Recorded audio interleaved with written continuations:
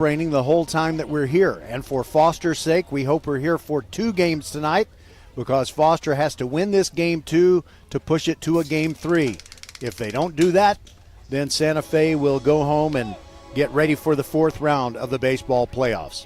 Glad to have you with us. Our coverage brought to you by First Tire and Automotive with 4 great Fort Bend County locations, Archer Volkswagen, and by Xfinity, home of the 10G Next Generation Network. The future starts now, and the Batter Up show starts shortly, right after this break on VypeFortBend.com, as we'll hear first from Ronnie Wolf, the head coach of the Santa Fe Indians.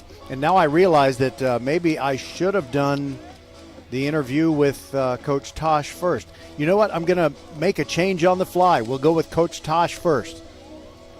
Or will we? I can't even remember. We'll be right back on VypeFortBend.com. I'm what you might call very good at hide and seek. This one time, my parents had to round up the whole neighborhood to track me down. It was a mess. A lot of tears. Well, now that we got Xfinity, we have Wi-Fi all over the house, including all my favorite super secret hiding spots. So I can kill time in here by streaming my shows and... Ha! Found you. The heck? How? You left Find My tablet on. This generation, ruining the game with their performance.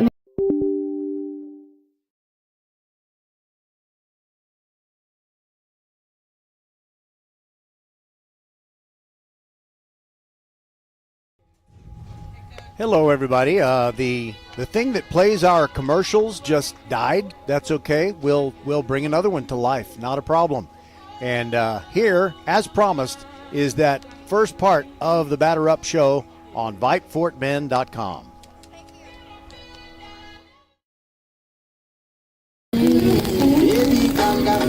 Hey everybody, good rainy Friday evening and welcome to the Batter Up Show as the Foster Falcons, who tried to get Game 2 done last night, couldn't because of the weather, and now it is Foster versus Santa Fe, and the Falcons have to win this one to stay alive. And it's time to talk with Mick Tosh, the head coach of the Falcons, and you told me just now that the lineup for tonight is the same as what it was going to be if we had been able to play last night, and Cooper Schwenk's on the mound, and talk about the assets that he brings and why he can get you to that Game 3. Well, Coop's a very smart pitcher. He's all year. He's thrown a lot of strikes for us. He's senior. He wants to get out there and get it done for us. He's very, very steady. I've looked at his offense as well, and he's got more extra base hits than anybody on your squad, and he's got a homer. A couple of players have those, and it's just great to have him out there. And I also wanted to ask you about anything that you might be more inclined to do. And remember, the other coach isn't going to hear this, but are you thinking more small ball? Do you tend to bunt in a game that is so critical to win, or you go home? What's the thinking? Yeah, first of all, it starts, we got to get guys on base. And then, our plan is always to small ball and try to move people around. But again, it just dictates if we can get guys on base and the situation presents itself. And, the ground's going to be a little wet today, so we're telling our guys to hit the ball on the ground. By the way, Coach, we discussed this before when we recorded the pregame interview for last night, but we're doing another one, so it's fresh. And it's pretty remarkable to me that Chase Batten, while he had something go pop in his elbow, and he can't pitch and he can't play a fielding position because of the throwing incapability, but he can swing a bat hard. And just explain, I know you're not a doctor, but why is that the case? It's just a different motion of the elbow. So when he swings, it doesn't put any pressure on that ligament in his elbow as opposed to, to when he pitches. So that's why he's able to do it. And doctors say, hey, if it doesn't hurt you can swing the bat as much as you want. So it doesn't hurt him, so he's swinging it. By the way, if you can get the win in Game 2, we won't bug you for a pregame interview on Game 3. We'll just roll it. And just wanted to ask you one other question. Do you have anything that's happened in your career in a situation such as this where you've been in a rainy situation where the season was on the line? Yeah, not as a head coach. My first or second year I was coaching, I was a freshman baseball coach at Brazoswood. So that year we made the playoffs, and it was had to win the next game. And, Coach Bobby Williams, the head coach at the time, we're scrambling to find fields. And, of course, back then there's no turf. Only turf was the Astrodome. And so we're scrambling. We ended up, from Bradswood High School, we played Clear Creek. We had to go down to Seguin. So we drove all the way down to Seguin to go play a game down there in the playoffs. Wow, I love Seguin. I've sat on the world's largest pecan out in front of the courthouse, but I wouldn't want to have to drive that far keyed up to play a game because it's not good for your body clock. No, not at all. No, it was. Needless to say, we were all worn out after that. All right, well, Coach, I hope that we are worn out about 5-6 hours from now and smiling from a couple of victories. So the very best of luck to you. We're all pulling for you on VypeFortBend.com. I appreciate it. Thank you very much. All right. That is Coach McTosh, and we'll be back with our visit that we recorded last night with Ronnie Wolf, head coach of these Santa Fe Indians. His team has the upper hand. They're up 1-0. So it's a tough job for Foster against a quality team, but there's also something regarding players who are available for Santa Fe. Their very best pitcher was injured in Game 1, and he can't do anything in Game 2 or Game 3 if it happens. We'll talk to Coach Wolf about that and other things when we return. Our coverage brought to you by Archer Volkswagen. Also brought to you by First Tire and Automotive with 4 great Fort Bend County locations, including Greatwood. And also we're brought to you by Xfinity, home of the 10G Next Generation Network. The future starts now and the game starts soon. But back with Coach Wolf on the Batter Up Show on VypeFortBend.com.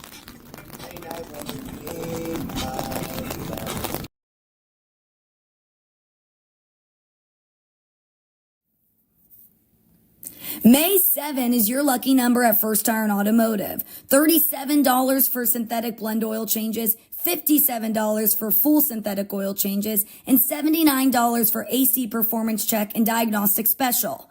And everyone likes the word free. Free alignment with the purchase of 4 tires, road hazard, and installation. Check out the website firsttireandauto.com for details and to book your appointment today. First Tire and Automotive supporting school and youth sports programs for over 25 years, getting you to and from the game always. Get to one of First Tire and Automotive's 5 convenient locations in Sugar Land, Cinco Ranch, and Spring. firsttireandauto.com. Archer Volkswagen showroom is open, and our team's excited to help you. Visit our sales department Monday through Saturday from 9 a.m. to 9 p.m. Or bring your car in for service from 7 a.m. to 7 p.m. Monday through Friday, and Saturdays from 9 a.m. to 2 p.m. We're closed on Sundays to rest and recharge with our families, so we can serve you well through the week. We hope to see you soon.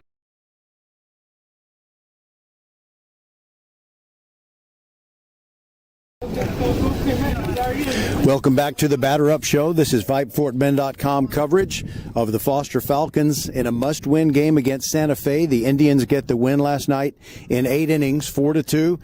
And with me is Coach Ronnie Wolf of the Indians. And first of all, Coach, I guess if Houston, at least in some years in the past, has been Clutch City, Santa Fe was Clutch Town. It was a very tough and tight game. It really didn't look like either team had the upper hand. And what has your team done in previous games that were similar to last night's win? We've had a lot of close games. I mean, we've had a lot of one-run games. We've had a couple of games that we played that were extra innings. We actually had a game in district that went 14 innings. So we've had a little experience playing in those kind of games. Okay, well, I hope the odds are not very good that you will have 2 14-inning games in one season. So, first of all, wanted to ask you who you're going to put on the mound tonight and what could be the clincher for you. We're going to put Noah Nelson. He's a sophomore. And we just got to do like we did last night, be patient, get a good pitch, hit the ball. You know, we got a couple hits when we needed them, and we just got to continue that. Is Braden Castle going to be able to play? No, he's out. So he slid into third base in the 8th inning, and I guess he got up after the wild throw and came on home with what was the winning run in the 4-2 victory. But what's the prognosis? Well, we're going to wait and see. Monday he'll go to the doctor and see if he'll be able to go next week.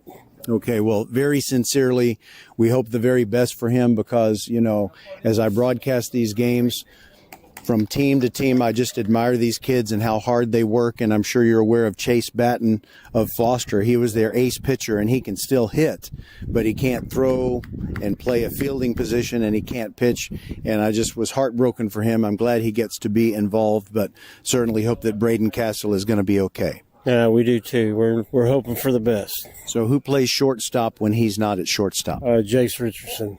All right, and he's second base last night. And he's pretty good, like just about all your players. Right. He's played there every game that Castle's pitched, so pretty much half of them. All right. I'm sorry. I keep making rookie mistakes, pulling the recording device away from Coach Wolf while he's talking. So anything else that you want to tell our listeners before we get the first pitch of Game 2? Not really. Go Indians. All right. Thank you very much. Appreciate all your time and everything you did to help us prepare for these broadcasts. We'll be right back with the starting lineups on VypeFortBend.com, your one and only broadcast home for Fort Bend County sports. And we're hoping that Foster can get the win. If so, we will have a game for you tomorrow night at 6:30 p.m. I believe that's when we would have it.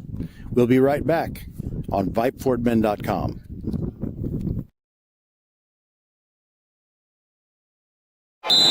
Timeout. All right. Remember, we're a team that plays together. Listen, the winning will take care of itself. We just have to get everyone involved. In interscholastic sports, we celebrate what makes every one of us unique. And in the pursuit of a common goal, everyone in the huddle, in the bleachers, and in the community comes together. This message presented by the UIL and the Texas High School Athletic Directors Association. Welcome back. We're looking at a 4:30 start, hoping we get that, but right now the Foster Falcons are still out there taking their infield and outfield practice, and it is an adventure. They are dodging the raindrops. Everything is pretty wet, and it's probably going to continue to stay wet and get wet the whole time that we're here. So Foster has to win Game 2, and they would like to be really, really rain-soaked when it's all over, because that would mean playing a couple of games. We wanted to remind you, don't miss the final UIL state event of the year, the 2024 State Baseball Tournament, Wednesday, June 5th through Saturday, June 8th at Dell, Diamond, and Round Rock, with the exception of Class 4A. Those games will take place at the Texas Longhorns home field, Dish Falk Field at UT in Austin. So for schedule, spectator, and ticket information, please visit uiltexas.org/baseball. Again, that's uiltexas.org/baseball. So Round Rock is where both these teams, Santa Fe and Foster, want to be in the second weekend in June. So what can we tell you? Well, how about the starting lineups? Let's start off with the Santa Fe Indians. They are the visiting team in this Game 2, and they'll be in the third base dugout. And it's just as rainy over there as it is on the first base side. Leading off and playing shortstop, Jace Richardson. Batting second in left field, Aiden Godinich. Lucas Dunn is the third baseman, batting third. The cleanup hitter is the second baseman, Jackson Higgins. Jonathan Bassinelli is in right field and batting fifth. Batting sixth, it's the first baseman, Ronnie Rouse, who was the winning pitcher in Game 1. He's batting sixth. Batting seventh, it's the catcher, Riley Childs. Noah Nelson, the sophomore pitcher, is in the 8th spot, batting for himself. No DH tonight for Santa Fe. And the number 9 hitter is Cash McGee in center field. For Santa Fe, Richardson, Godinich, Dunn, Higgins, Bassinelli, Rouse, Childs, Nelson, and McGee. And the starting lineup for the Foster Falcons, leading off and playing second base, Ridge Adventurado. Batting second, the shortstop, Aiden Poirier. Batting third, the center fielder, Kai Kirshiner. Cleanup hitter and the DH is Chase Batten, and Batten is batting in place of the first baseman, Weston Cockrum. Batting fifth, it is Cooper Schwank, the starting pitcher for the Falcons, and he will hit for himself. Batting sixth, Julio Cuoto, the third baseman. In left field and batting seventh, it's Jacob Zaffron. Oscar Trevino is the catcher for Foster and batting eighth. And batting ninth, it is Paxton Dagley in right field. So here's the batting order for Foster again. Aventurado, Poirier, Kirshiner, Batten, Schwank, Cuoto, Zaffron, Trevino, and Dagley. It's a must-win game for the Foster Falcons. Foster is 28-25 in playoff games all time, And Foster is 3-9-1 versus Santa Fe all time after that Game 1 loss. The teams had not met prior to this series since 2016, when this year's seniors were in the 4th grade. It was the second game of a playoff sweep when Santa Fe knocked Foster out back in 2016. And the Indians had also swept Foster the year before, 2015, in the playoffs. So Santa Fe is 5-0 all-time in playoff games against Foster. I guess I'm not giving you very much encouraging information, but I can tell you, just for history's sake, the first time the Falcons beat Santa Fe was March the 11th of 2011. The last time they beat Santa Fe was February the 20th of 2014. Santa Fe has a pretty good record all-time in playoff games. They are 51-35, and that includes their sweep of Galena Park last week in the second round. They beat Crosby in 3 games in the by-district round, or the first round. So it was difficult in the first round for Santa Fe. Foster had its difficult time against Barbers Hill last week when they had to come back and win Game 3 after they dropped Game 2. If you wonder about common opponents, well, there's only one really meaningful common opponent.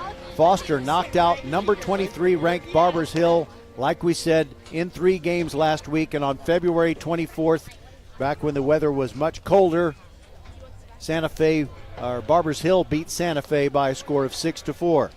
Foster hasn't been ranked all year. Fulsher was ranked a good part of the season, but Fulsher's done playing baseball, and Foster is still in there competing. Santa Fe was ranked number 15 in the final Diamond Pro Texas High School Baseball.com poll that came out April the 29th. At the time, they were 21-10-1. And it's pretty interesting. Both teams have double-figure losses. Santa Fe has lost 11 games this season, and Foster lost 12. And the 12th one, of course, was the middle game of that series against Barbers Hill. We'll be back and we'll talk about Ted Schwank. Not Ted Schwank. Ted Schwank is a magician who performs all over Fort Bend County and the greater Houston area. Cooper Schwank, no relation to Ted, is the starting pitcher. An experienced senior who does so much for this Foster team. We'll tell you about his performance on the mound thus far this year when we're back on VypeFortBend.com.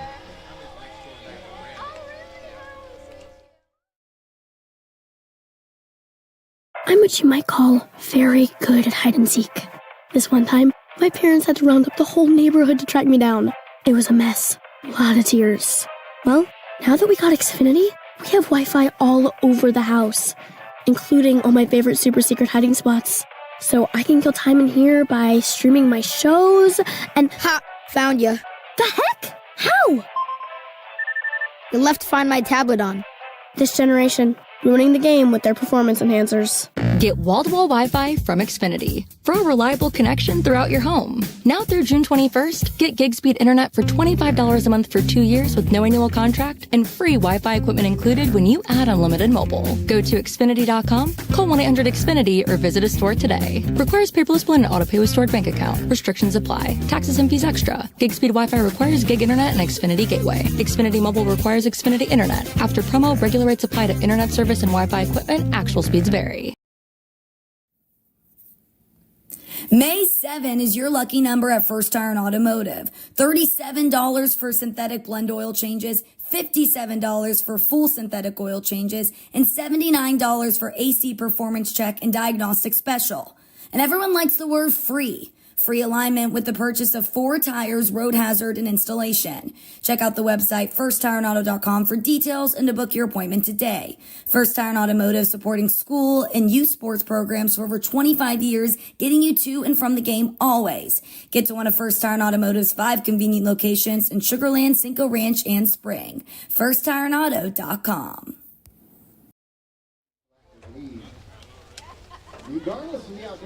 We've got umbrellas, we've got cowbells, we've got lots of raindrops as the Foster Falcons get ready to take on Santa Fe. And I told you I'd tell you about Cooper Schwank. He's been so effective throughout the season for these Foster Falcons with an ERA of 2.27, a record of 7-2. This is going to be his 14th appearance, and most of those have been starts. He did come out of the bullpen and get a save earlier this year. And opponents are hitting only 187 against Cooper Schwenk, and the on-base percentage for those opposing batters is 288. He's pretty good with his control, considering how many innings he's eaten up to throw only 6 wild pitches is pretty significant. And also he's hit 3 batters with pitches, and he's thrown almost 1,000 pitches. When he throws his 18th pitch tonight, he will have thrown 1,000 for the season. Check this out. Between the Falcons and the Indians is being broadcasted live on VypeFortBend.com. You bet your sweet bippy it is. Glad to have you with us on the one and only home of Fort Bend County sports, VypeFortBend.com, and we'll give you the Foster defensive alignment because we're still waiting for things to get going. There is something I'm concerned about as we look out there among all the rain-soaked fans and the great team spirit and players warming up. I don't see any umpires. That's a problem, and with the weather being what it is, you could certainly imagine, that it would be tough to get to the ballpark in such a situation as this. We'll take a break and be back on VypeFortBend.com. You have the lineups. We have players warmed up and ready to go, and I'll let you know when we come back if we see umpires. Thanks for being with us on VypeFortBend.com.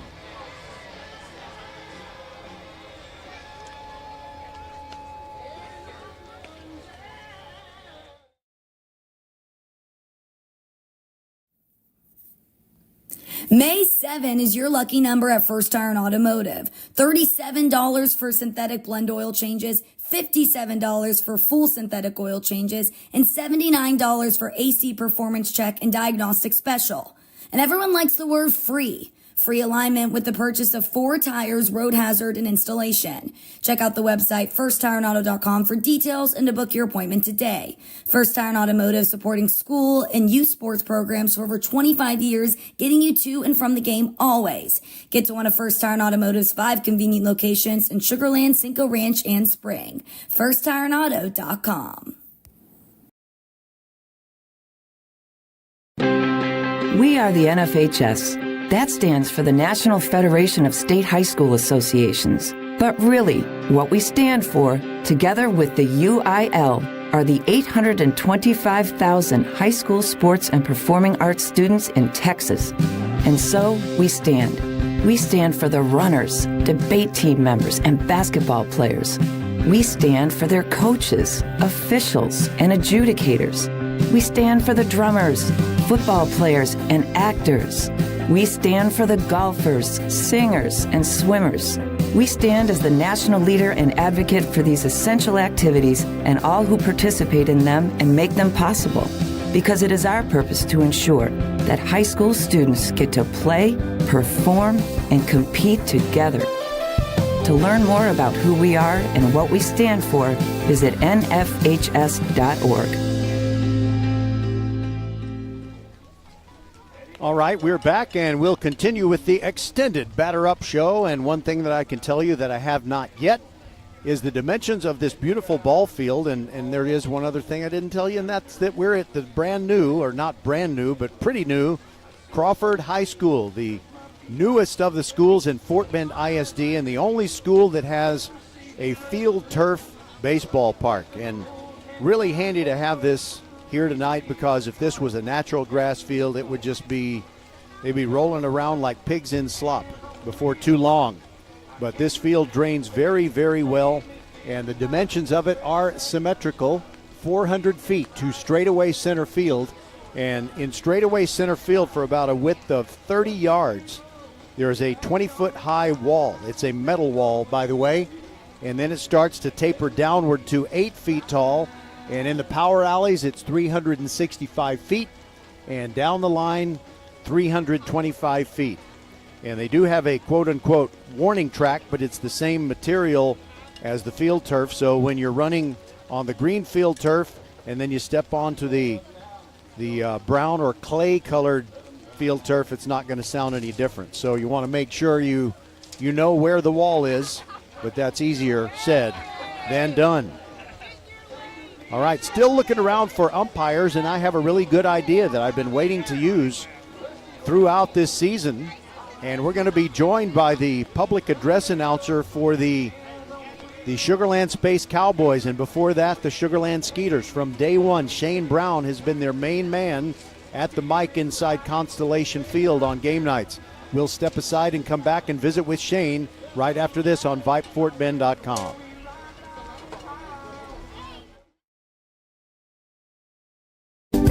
Archer Volkswagen showroom is open, and our team's excited to help you.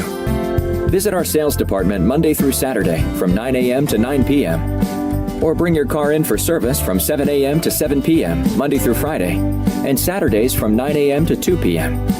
We're closed on Sundays to rest and recharge with our families, so we can serve you well through the week.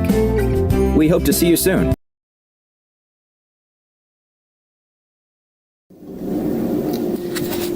All right, everybody, thanks for sticking with us. VypeFortBend.com. Our game has been interrupted, and hopefully we'll get to resume it soon. But we're going to make sure that you are entertained while we wait for the game to get going again. And it's time to talk with my old friend Shane Brown, who is probably best known in Fort Bend County as the voice of the Skeeters and now the Sugarland Space Cowboys. Shaner, how you doing? Doing well. Thank you very much, and appreciate the opportunity to visit with you. Well, let's first of all start about and talk about how you became the announcer for the Skeeters. Over the years, there have been big changes. They are now an Astros AAA affiliate, and yet you are still the man at the mic for just about all of the home games. How did it start, and how are you so blessed to still be doing it? Well, first of all, I'm blessed to still be doing it because they're kind enough to keep me on the payroll. That was one of those things when we changed ownership. There was a little bit of nervousness there if they were going to bring me back, and they were kind enough to allow me to be a part of what we're doing, and so it's been a blast. The transition itself has been amazing. It's been a lot of fun. It's really cool, to be able to see the Astros players up live and to be able to announce them. That's been a real treat for me.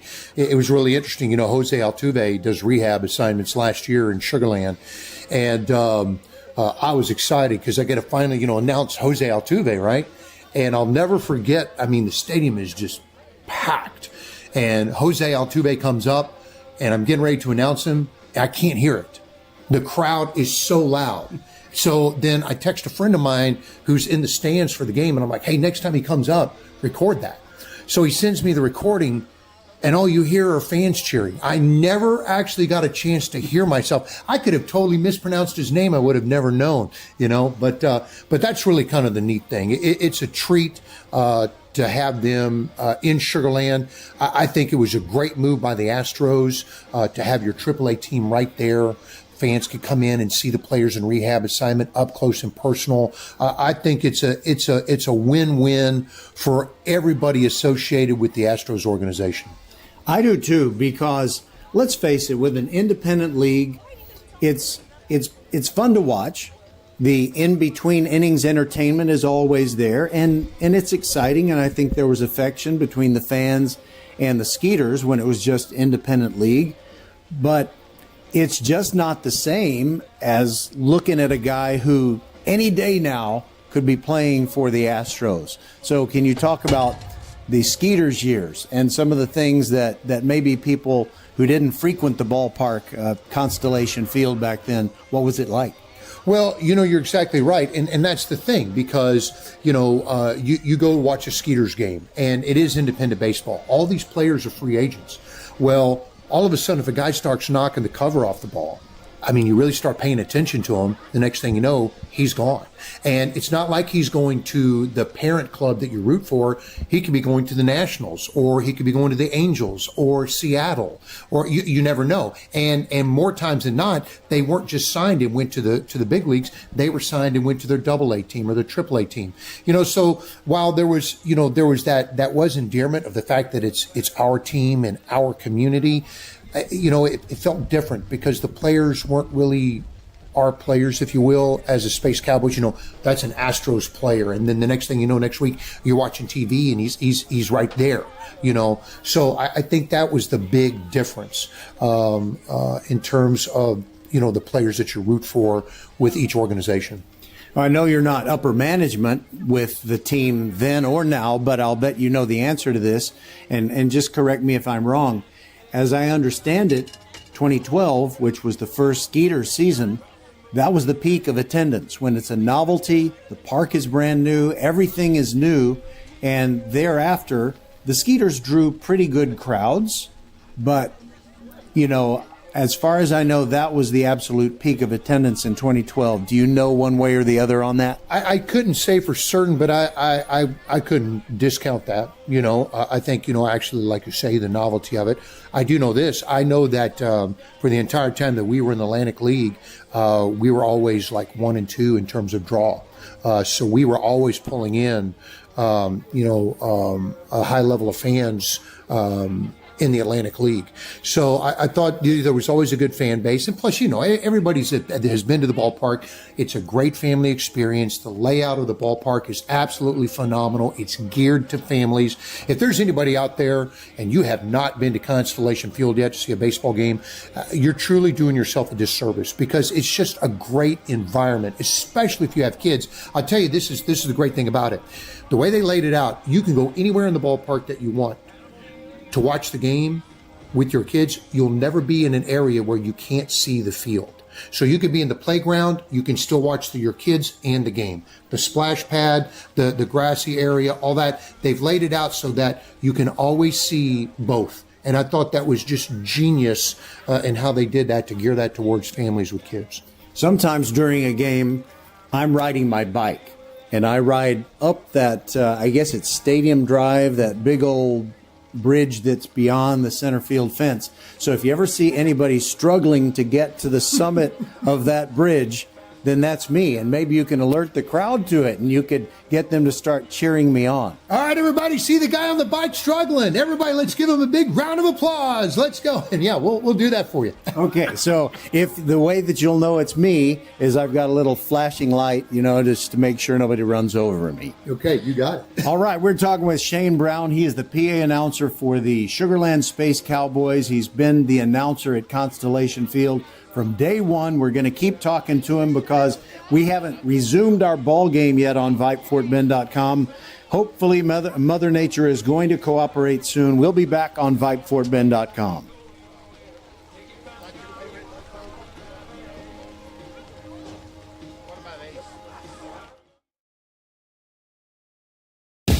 Attention high school sports fans, are you an armchair official? You know, the parent or fan who constantly yells at the referees and loves to let everyone know just how bad you think they are. Well, if you think you could do better, then get in the game and prove it. It's time for you to suit up and make the calls where they actually count. Every sport in Texas needs more officials. Sign up today at highschoolofficials.com.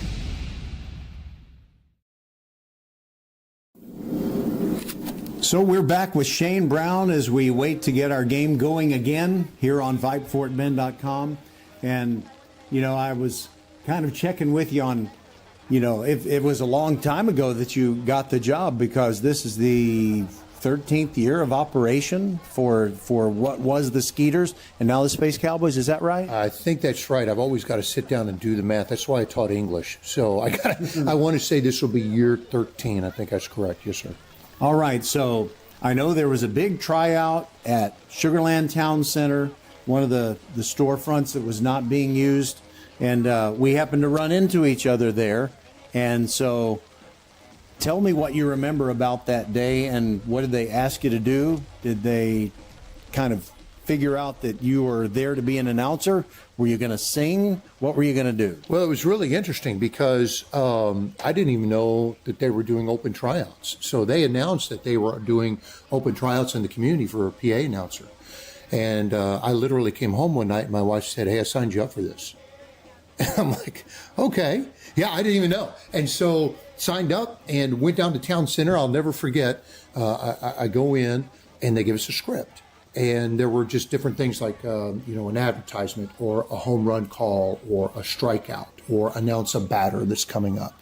And so it was my turn, and I went. They had a little podium behind a partition and a microphone, and I just read them. paused a few seconds, read the next thing. And so obviously the people that were there could just hear a voice and not see a face, right? And so I got done with the partition. I walked around to the front of the stage, and there was Tom Gorman, who was our original production guy, and a couple of other front office employees. And they just asked me questions about baseball. Who did I root for? What was my best baseball dream? Things of that nature. And they said, okay, thanks. And I literally went home and said, well, that was fun. That was a really cool experience. I'm glad I got to do that. And sure enough, they called back. Couldn't believe it. And they said, yeah, we've got another tryout. And we went to Fort Bend Christian. And it was a Saturday morning. There was like 12 of us. And we were in the football coach's office. And one by one, they would walk us out to the football field. And it was really interesting. So then I went up into the press box. And then down on the field, they were trying out people to be the on-field hosts. So I would read a script. I would throw it down to them so they could do their little tryout. And then as it happened, somebody walked in and said, hey, this car's illegally parked. Announce the license plate. And I don't even know who this guy is, right? And so they come back and I announce it and then move on with the script. So they wanted you to be ready for any kind of ad lib. Most things are scripted and planned, but not everything. Oh, dude, not in baseball, and not on a Saturday night at Constellation Field. No, man, it is. People don't know. It's amazing how many things happen on the fly, especially on the weekends, because it's so busy and things to announce. It's amazing. So yeah, he was trying me out on that, and so they threw it back to me. I was doing my stuff, gave it back to the announcer. They're doing their tryout. Guy comes in, slams down a piece of paper and said, this kid's missing, announce it. And so I said, I'll never forget this. I said, all right, we've got a lost parent. Parent, if you've lost your child, he's looking for you and he's at customer service. And I got done and he looked at me really strange. And I said, I've always been taught you never announce a child's name publicly because anybody can come claim him. But a parent knows if they're missing their child, and they can come tell you who it is. And he paused. He goes, I never thought of that. And so then I left, and I thought, boy, that was fun. That was a really great experience. And I'll be doggone, they called me back and said I was going to originally be hired as the backup PA announcer. They hired a guy. I was going to fill in, and then sure enough, they called about 3 days later and said the guy just took a job in Dallas. Would you like to be the full-time PA guy? I said, well, let me think about it. Yes. and that's how I got the gig. It was crazy. It was a really great experience that I'm very grateful for. And again, I feel very fortunate that they've kept me every year, and the Space Cowboys have been very, very kind to me. So it's a blast, man. I get to sit in the AC and get paid to watch baseball. Are you kidding me? I mean, that's ideal. So I have no complaints. In 2013, I got to spend a lot of time there, and it was cool for me for a number of reasons. One of them was many of the managers from the other teams in the Atlantic League were, they were guys that I remember playing ball. Like Butch Hobson was the manager of the Lancaster Barnstormers. Gary Gaetti was the manager of the Skeeters.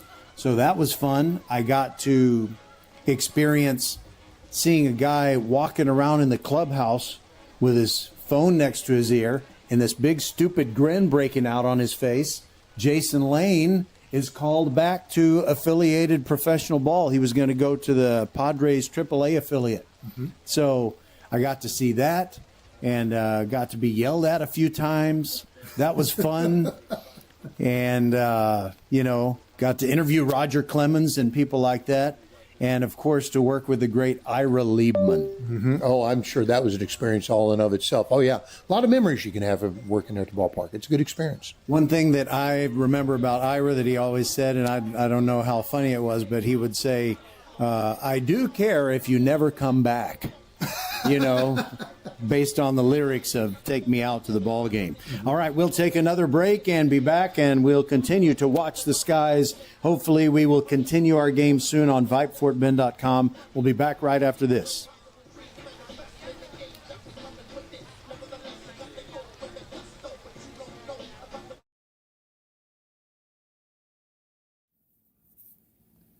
May 7 is your lucky number at First Iron Automotive. $37 for synthetic blend oil changes, $57 for full synthetic oil changes, and $79 for AC performance check and diagnostic special. And everyone likes the word free. Free alignment with the purchase of 4 tires, road hazard, and installation. Check out the website First Tire details and to book your appointment today. First Tire and Automotive, supporting school and youth sports programs for over 25 years, getting you to and from the game always. Get to one of First Tire and Automotive's 5 convenient locations in Sugar Land, Cinco Ranch, and Spring. FirstTireandAuto.com. Folks, this is VypeFortBend.com. We are at Crawford High School in Arcola, Texas, waiting to start the Game 2 of the playoff series between the Santa Fe Indians and your Foster Falcons, but we've still got rain. We do have umpires. We thought for a moment that they were not on hand, but they are here, but it was raining so hard they just decided to wait it out a bit, I guess based on the best weather information that they have at this time.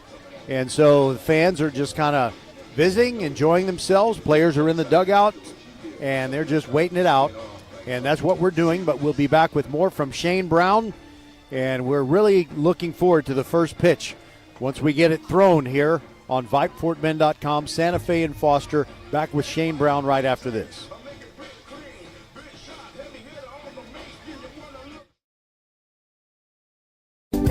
Archer Volkswagen showroom is open, and our team's excited to help you.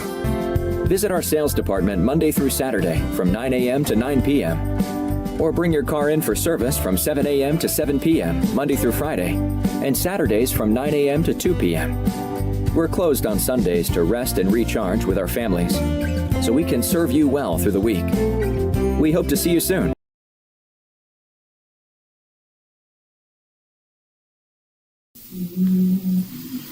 Back on VypeFortBend.com, and I promise we're talking to Shane Brown. He's the forever voice of the Sugarland Space Cowboys, and before that, just Sugarland Skeeters. And I won't keep going on and on about the Skeeters, except that we do have some time to kill. That's why I'm doing this. So I noticed that it was amazing how few interruptions there were in 2013. You know, there would be afternoon rainstorm, and we'd think that's going to wipe out tonight's game and stuff like that. And they would have the staff go out and roll out the tarp. So how have things like that changed? Well, that hasn't. When they call a rain delay, staff still goes out and rolls the tarp. I mean, they have some more people that work with the grounds crew, but you'll notice, man, that it's minor league baseball. And so you could be in the ticket office 1 minute, and you could be barefoot on the field, dodging the raindrops and putting the tarp on the field. But no, a lot of that hasn't changed. You know, the thing about minor league baseball, and a thing a lot of people don't see, and I think that's just in professional athletes. They go to the ballpark, they see the game, they have the experience, they go home. And they don't realize that those people that are working at the game, they've already had a regular work day, and then they've had to stay for the game. There's a lot of hours, a lot of time, and a lot of dedication that's put into these games that a lot of people don't see from the front office staff and the employees. And so it can be a grind in the summer. I mean, you got to love it to want to do it. And the people that are there in Sugarland, they love it. I mean, a lot of them have been there for many, many years. Tyler Stam, is the general manager there. I remember him. You're getting old when you can say, well, I remember back when. And Tyler Stam was an intern. And I tell you what, you want to talk about what work ethic can get you? That guy bust his tail, and now he's the general manager of a AAA franchise in Major League Baseball. I mean, that it's a great story, and he does a great job, and so does the rest of the staff. Just in case you just joined us, Shane Brown has joined us to graciously help us kill the time as we wait for our game to resume on VypeFortBend.com. And it did open my eyes, what you just said. It was amazing that one magical year for me where I got to be a part of nearly every home game. My wife would wonder why I needed to go there so early. And people at the ballpark don't realize that people show up at about noon for a game that's going to start at 7. And it's really amazing all the things that have to be done. Many things are planned, but we've got a weather problem right now. Can you tell me about some things that you didn't know you were going to have to do, and they were just saying, what are we going to do to keep these fans who are waiting here in the ballpark? What are we going to do to keep them happy while we wait for the game to start again? Well, we've had a couple of those moments. We've had time where the power just went out. I mean, we're right in the middle of the game, and it's 8:30, 9 o'clock at night, and it's dark, and boom, lights go out, and there's a few moments of what the heck are we doing, and then you got to get on. You got to get on. And first of all, let everybody know not to panic, right? And we let them know we did pay the electric bill, so we are current. Do not panic. The lights are going to come back on. Okay, but wait a minute. You've got to have a generator so that they can hear you saying this, right? Right. They've got the backup power to those things, right? Okay, So good. yeah. So we let them know, hey, it's going to be okay. But we do rain delays and then impromptu, and so you want to try and keep them informed. And I always tell them, Mother Nature seems to have plans. She's left the faucet on. We're going to have to wait and see what she's going to do. As soon as we get some information, we'll let you know. And there'll be times where the game ends up being canceled. And I always say, sometimes in the battle of good versus evil, evil wins. And tonight, Mother Nature took this one from us. So you want to try and keep them informed. Let them know what's happening. Have a little fun with it, a little humor. We always try and provide some form of entertainment for them, so they're not just sitting there watching it rain, but that we're kind of actually doing certain things like that. All right, so I want to ask you a couple of trivia questions, and one of them is, do you know the name of the guy who was the original Turn Back the Clock Night host? Roger Smith. Well, no, it was... It was Kern Pitts. Almost exactly right. It's Kern Tips. Kern Tips. Turn Tips. And Yeah. so I try to sound like the announcer on the old newsreels and introduce the hitter with a megaphone with a wireless mic duct taped inside it. That's exactly right. And you had the hat, and you look like old school barbershop quartet guy. Yes, and the mustache and everything. Little scrunchy kind of elastic band on my forearm. And do you know why people wore things like that? Just a needless, pointless, useless elastic band on their forearm? I'm asking because I don't know. I just thought maybe it's to make your biceps look bigger, but outside of that, I don't have an answer. All right. Now, you can't Google the answer to what I'm about to ask you, but you know what? Let's take another break. We'll be back on VypeFortBend.com, waiting it out. Mother Nature not cooperating, but we got a ball game to finish. This is VypeFortBend.com.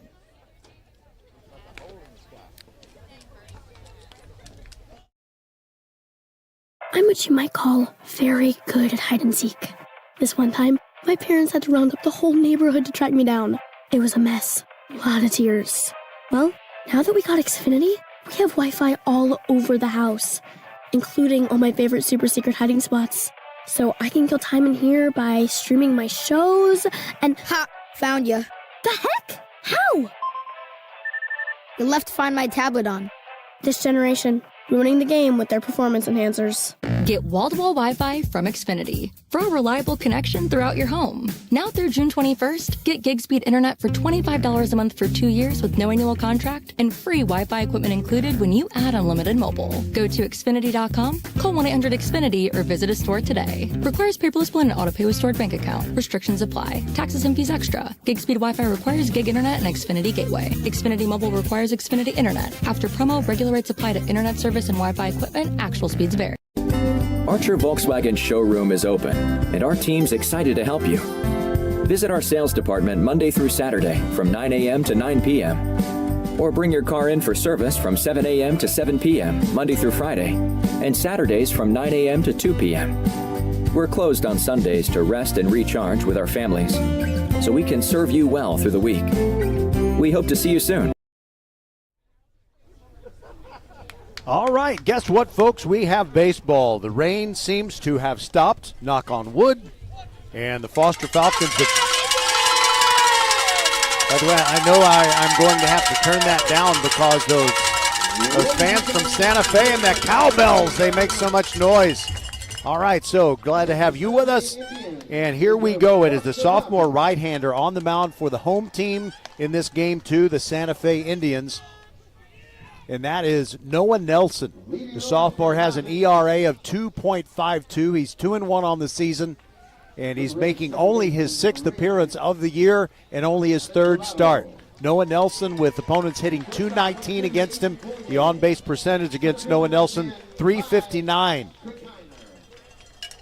So he's only thrown 180 pitches during this season. So Ridge Aventurado will be the leadoff hitter for Foster, and since we took a lot of time visiting with Shane Brown, we want to, those of you who just joined us, here is the lineup. Ridge Aventurado leading off and playing second base for the Falcons. Aiden Poirier, the shortstop, bats second. Kai Kirshiner, the center fielder, batting third. Cleanup hitter is Chase Batten, the DH. Cooper Schwenk, the pitcher, hitting for himself in the 5 spot. Batting sixth, Julio Cuoto, the third baseman. Jacob Zaffron in left field. He bats seventh. Batting eighth, it's Oscar Trevino, the catcher, and Paxton Dagley in right field, and batting ninth for the Foster Falcons. They're wearing their white uniform pants with the Vegas gold pinstripes, the black jersey tops with the black letters and numerals outlined in Vegas gold. There is the throw down by the catcher for Santa Fe, Riley Childs. He's catching Noah Nelson. Ronnie Rouse is at first base. Jackson Higgins at second base. Shortstop is Jace Richardson. Lucas Dunn at third base, and in left field, Aiden Godinich. Center field, Cash McGee, and Jonathan Bassinelli is playing in right field for Santa Fe. Last night when we didn't get to play the game, they put Reese Brewer in, but he was a late scratch, and Bassinelli is playing in right field for Santa Fe. So it's righty versus lefty to start the game. Ridge Aventurado, he's batting .412 in the postseason with an on-base percentage of .565, and Noah Nelson rocks and fires the first pitch. And it looks like they're calling a literal strike zone because that was a ball outside. Typically in the high school game, sometimes when the ball is right there, just grazing the airspace above the opposite batter's box, they call it a strike. And there's a pitch that is high, 2-0 the count on Ridge Aventurado. Aventurado 7 for 17 in the postseason with 6 RBIs. That's the most of anyone on the team, and he's the leadoff man. Nelson brings it. There's a strike on the outside corner. It is 2-1.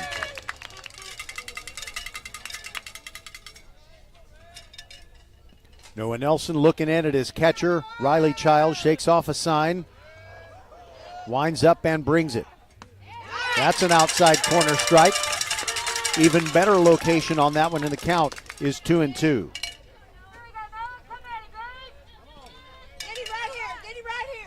Santa Fe in the white home uniforms with the forest green pinstripes. They are green and gold like the Oakland A's, and there's a foul ball that goes into the third base dugout. Aventurado sending Santa Fe players scattering.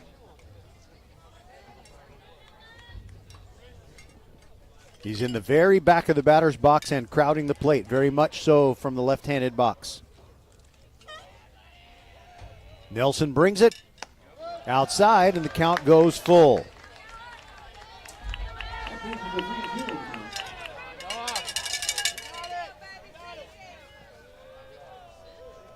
Aventurado digs in, crouch stance. Nelson rocks and fires. That's outside for ball 4, and the first man is on for the Foster Falcons in this must-win Game 2. Now Aiden Poirier.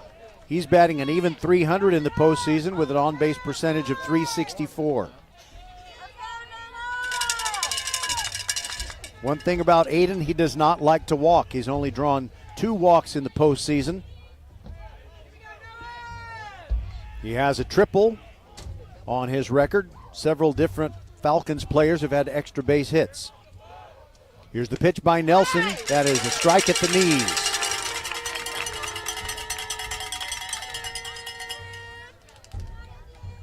Yeah, they got plenty of cowbells that they brought from Santa Fe. Nelson checks over on Aventurado, looks that way, now brings the pitch home, and the pitch is low as Poirier had squared to bunt. And he pulled the bat back, 1-1 the count.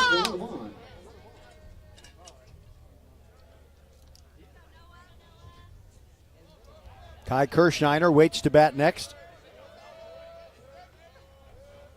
Here's the 1-1 pitch, and it is bunted toward third, but it goes into foul ground. 1-2 the count. Lucas Dunn, the third baseman for Santa Fe, crashed in hard.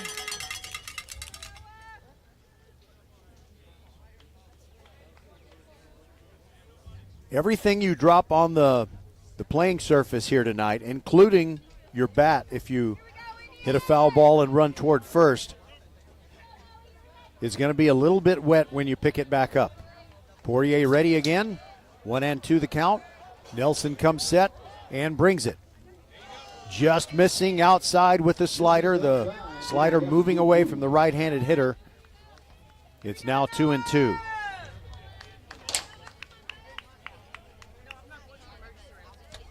Poirier with the bleach blonde hair under the helmet. Nelson brings it. And that's a liner right up the middle and into center field for a base hit. It ricocheted off of Nelson, and also the second baseman, Jackson Higgins, got a glove on it, but it kept on rolling into center field. That is a single for Poirier. And there are runners at first and second with nobody out for your Foster Falcons. Seventh hit of the postseason for Poirier, and now Kai Kershiner. He's got a homer and a double in postseason games. The catcher, Childs, goes out to the mound and talks briefly with Noah Nelson.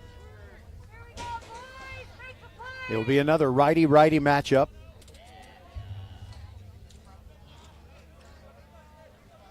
Kershiner with the very open stance from the right-handed box. Nelson looks back at second. Kershiner started to move his hand up the bat to square and bunt. Now he does that, but now it's a wild pitch. Nelson sends it all the way to the backstop. That's ball one. Aventurado moves to third, Poirier to second.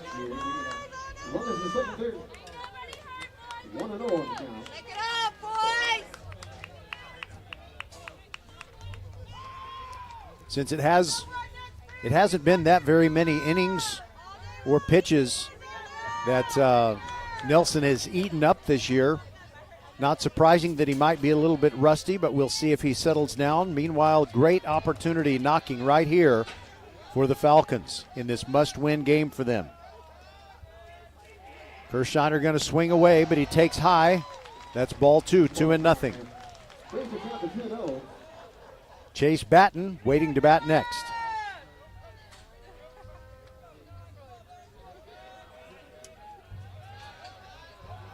Nelson stays with the stretch with runners at second and third. Pitch to Kershiner, and he takes high, 3-0.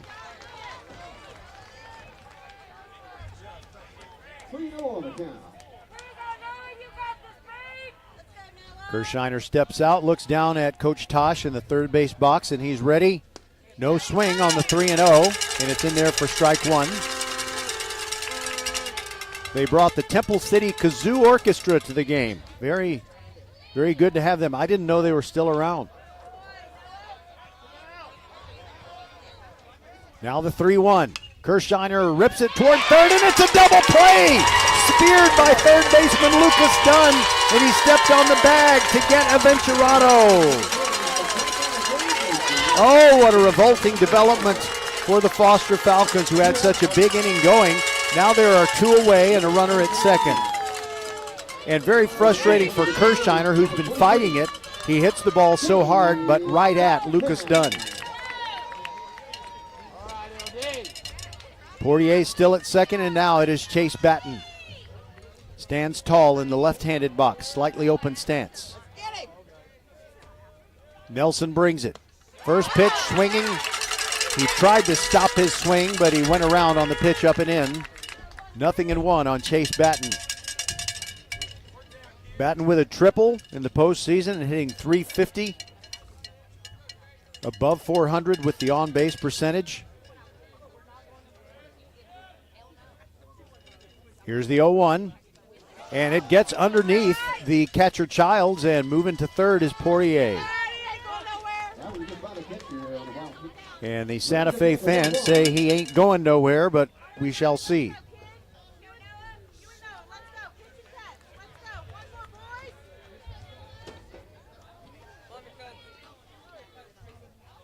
Batten would love to come through right here with a 2-out RBI and put the Foster Falcons ahead. Here's the 1-1 from Nelson. Way upstairs, 2-1. And that made Childs come out of his crouch to grab it. If Foster can get to a game 3, they will be the home team, but they're the visitors in this game 2. Pitch to Batten. Foul tip. And I don't know if it bounced off the helmet of Riley Childs or off the home plate umpire's chest protector. And one of the most important things that both teams brought with them today, make that this evening, is towels. You're going to be wiping off baseballs and bats and all kinds of things. Here's the pitch. That is fouled back. Batten hanging in there. He had that, I'm going to say, almost tragic pitching injury in the final regular season game against Fulshire. He can't play a fielding position. He can't pitch, but he can swing the bat. Nelson steps off, looks over at his team's dugout. Now he's ready to go. Righty versus lefty. Batten ready for the 2-2. It's on the way.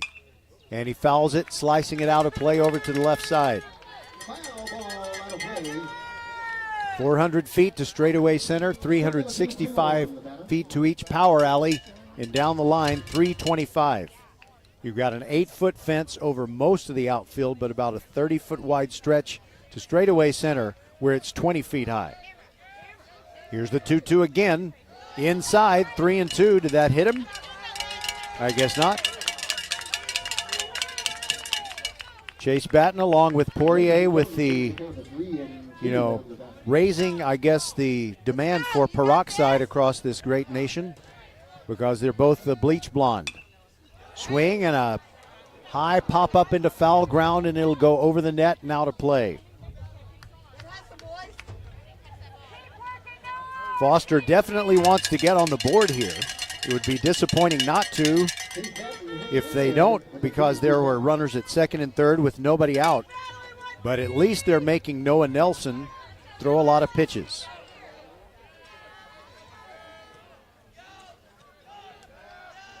Batten ready. Here's the pitch. And he fouls another one out of play out on the left. Giving it a look is the third baseman Lucas Dunn, but he runs out of room. 2-3-2 on the batter.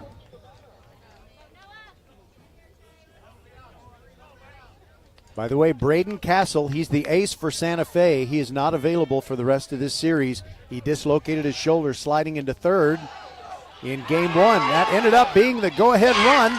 And there is a wild pitch, actually a pass ball, gets underneath Riley Childs. And coming on home from third is Poirier, so Batten walks. But it's a run for the Foster Falcons. And trouble already. 2 passed balls and a wild pitch have gotten Poirier home. And Batten's a pretty good runner at first. Cooper Schwank now stands in, but first a throw over. And diving back in is Chase Batten. Schwank with more extra base hits than anyone for Foster, a homer and 2 doubles. First pitch to him, catches the outside corner, strike 1. Schwank hitting .455, tops on the team in the postseason, on base percentage of .600. Nelson brings it way outside. There's another wild pitch. And Batten is at second. Now there's always the possibility that just the wet conditions, a lot of humidity in the air, that could be affecting the grip for Noah Nelson. 1-1 the count on Cooper Schwank. Pitch on the way. Swing and a foul tip into the mid of Childs. It's 1-2. 1-2 on the count. Schwank in the back of the right-handed box. Here's the pitch. Swings and misses. Down he goes. So for Foster, 1 run on 1 hit, no errors, and 1 man left on base. We'll proceed to the bottom of the first. Foster 1 in Santa Fe coming to bat on VypeFortBend.com.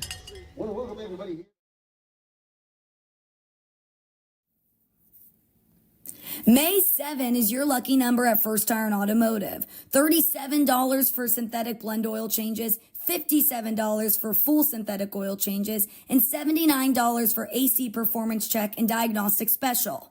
And everyone likes the word free. Free alignment with the purchase of 4 tires, road hazard, and installation. Check out the website firstironauto.com for details and to book your appointment today. First Iron Automotive, supporting school and youth sports programs for over 25 years, getting you to and from the game always. Get to one of First Iron Automotive's 5 convenient locations in Sugar Land, Cinco Ranch, and Spring. firstironauto.com. Archer Volkswagen showroom is open, and our team's excited to help you.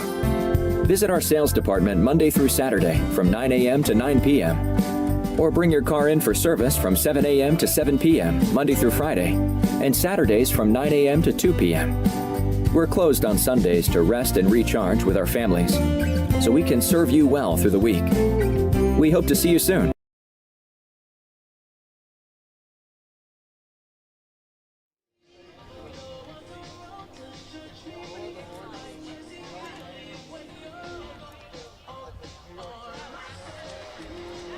All right, Santa Fe comes up with Jace Richardson leading off, Aiden Godinich, and then Lucas Dunn.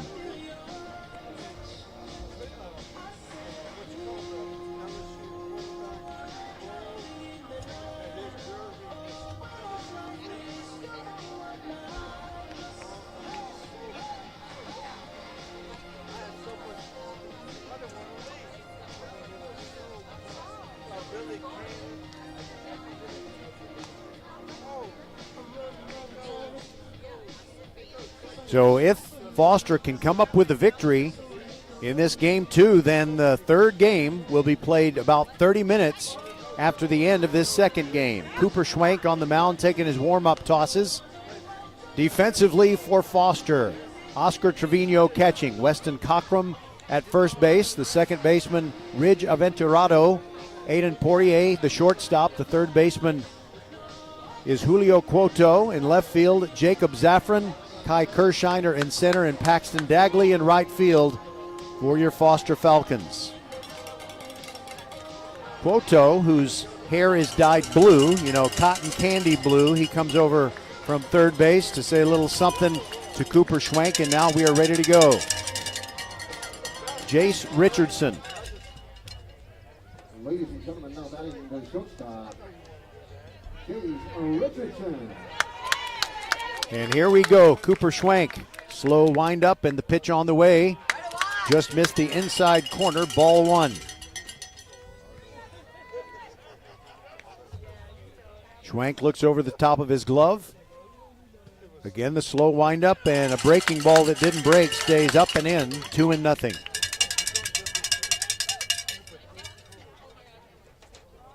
I think we're going to have a very comfortable night for baseball. Here's the 2-0. And it's a ground ball toward third base. Gobbled up by Cuoto. Throws high, but got his man. Good job over there by Weston Cockrum holding on. And the first out goes 5-3. Now Aiden Godinich, the left fielder. Aiden Godinich. Godinich had a sacrifice fly and a single in the first game. And now there's a little discussion between, Cooper Schwank, his catcher Oscar Trevino, the home plate umpire, and the crew chief, who tonight is at first base. And now Coach Mick Tosh comes out of the Foster dugout to hear what it is they're talking about. And maybe they're talking about Schwank's motion, where he kind of turns his body slightly as he starts his windup, and then both of his feet are down, and then he picks up the right leg and brings the ball home. Brings up the left leg. That would be a very awkward move for a right-handed pitcher. So whatever they were discussing is evidently resolved, or they've just decided not to talk about it anymore, and here we go. Aiden Godinich, right-handed hitter against The righty throwing Cooper Schwank with one out and the base is empty. And the first pitch is high. 1-0, Foster on top as Santa Fe bats in the bottom of the first.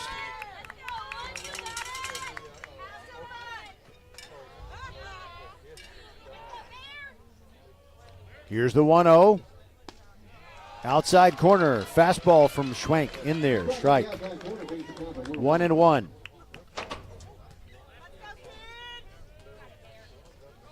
Godinich ready. Schwank brings it, and the slow roller towards second. Aventurado charges, scoops, and throws over to Cockrum. Got him. 2 away.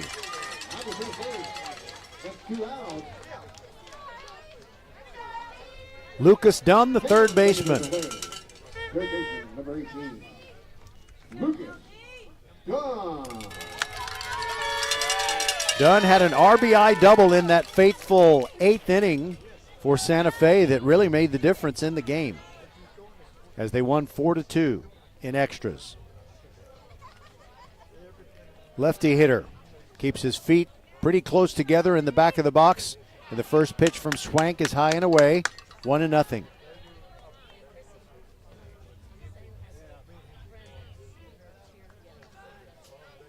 Slightly open stance for Dunn, who wears the white batting gloves. And a late swing and a line drive into left field for a 2-out single.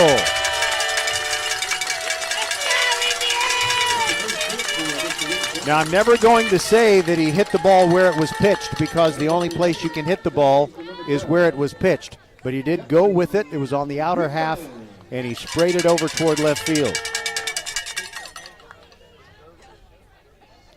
Now it's the cleanup hitter, Jackson Higgins, second baseman for Santa Fe. He came prepared. Looks like he has something to dry his hands with sticking out of his waistband. Maybe that's an oven mitt. First pitch, strike at the knees on the outside corner. No, it's a little ShamWow or something that he's carrying around. He also has the oven mitt in one of the other back pockets. Here's the 0-1. Curveball upstairs. 1-1 as Cooper Schwank works to Jackson Higgins. Lucas Dunn is on with a 2-out single. We'll see if they'll try to steal a base on the damp field turf. Pitch on the way. Curveball in there. 1-2.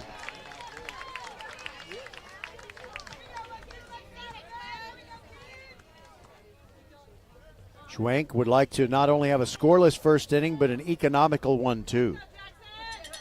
Higgins asks for time, steps out. All the Santa Fe players wear white shoes, kind of like the swinging A's of the 70s.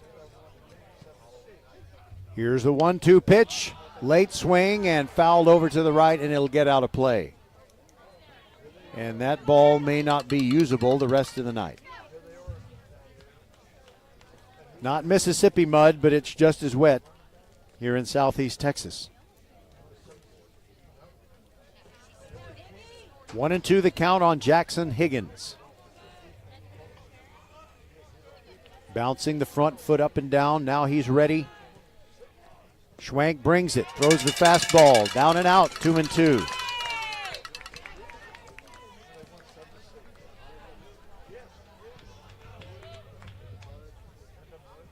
Schwank wears glasses with the adjustable lenses when he pitches. Here's the 2-2. And that's a pop-up. Pointing at it is Poirier. He's settling under it. Just on the outfield grass. Makes the squeeze catch. And that'll do it. No runs, 1 hit, no errors. 1 man left on for Santa Fe. We'll go to the second. Foster 1. The Indians, nothing. Archer Volkswagen showroom is open, and our team's excited to help you.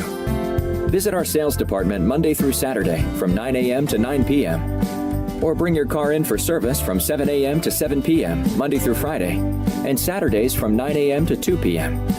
We're closed on Sundays to rest and recharge with our families, so we can serve you well through the week. We hope to see you soon.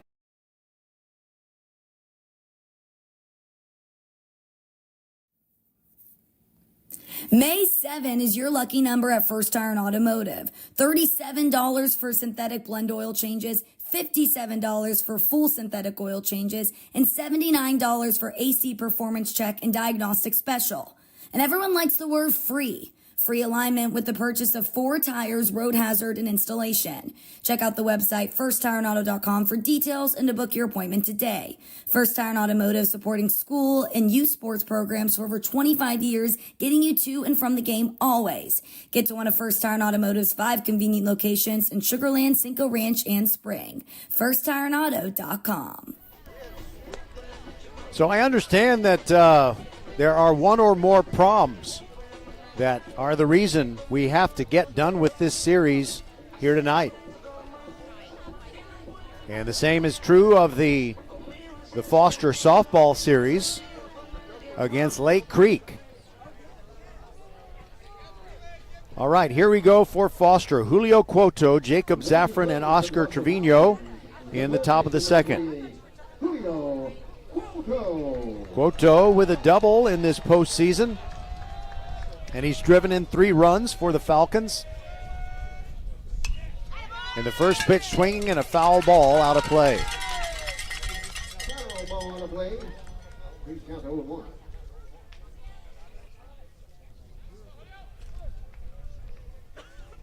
Nelson rocks and brings the 0-1.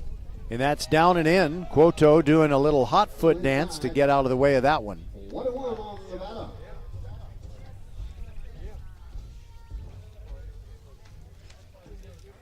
Nelson, the sophomore right-hander, seems to have settled down after getting some heavy traffic in the first inning, and now there's a slow roller by Cuoto to the second baseman, Jackson Higgins, and that's the first out in the second inning.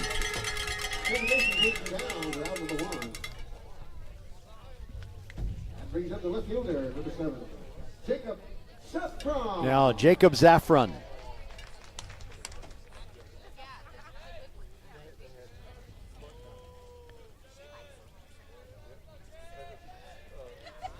Right-handed hitter Zaffron, always confident, standing near the front of the right-handed box. Righty versus righty as Nelson brings it. First pitch, and he sprays it over to the right side, and it goes in his team's bullpen. Nobody throwing there, so it's all good.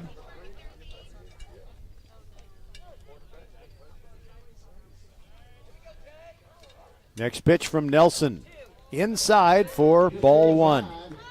1-1 on the batter. Zaffron, the regular left fielder for these Foster Falcons. Nelson brings it. And it's a hard ground ball to deep short. Picked up by Jace Richardson, and he throws on 2 hops and gets him.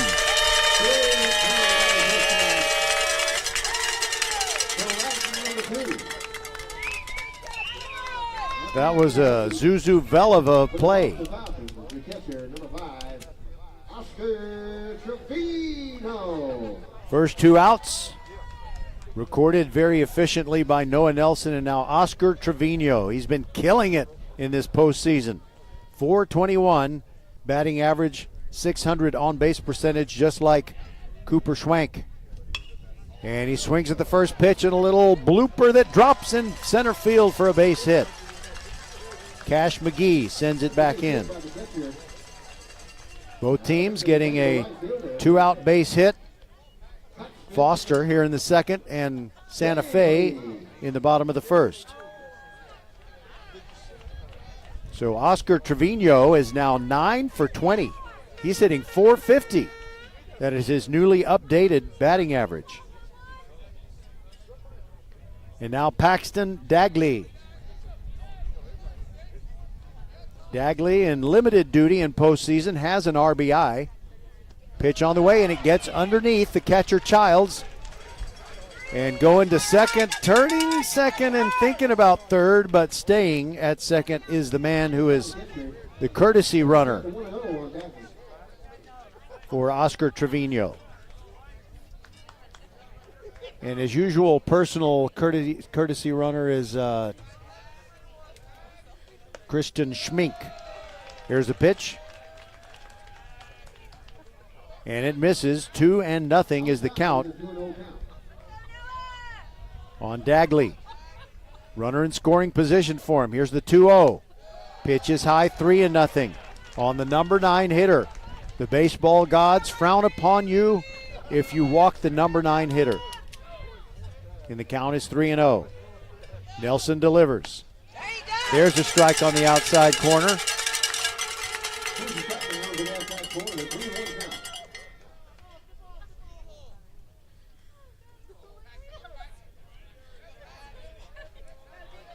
Here's the 3-1. Swing and a foul out of play. The count now goes full.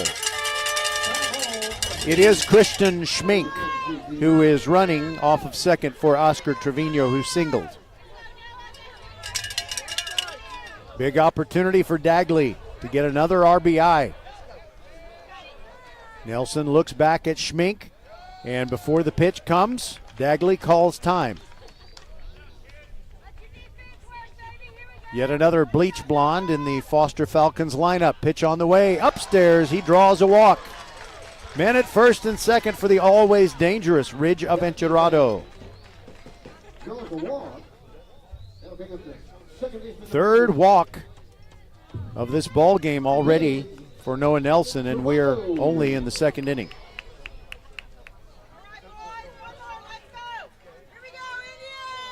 Enchirado walked in the first inning. Nelson brings the hands together, now brings the pitch. Inside corner strike. Enchirado acknowledges it, nods his head like, yeah, that was a pretty well located pitch.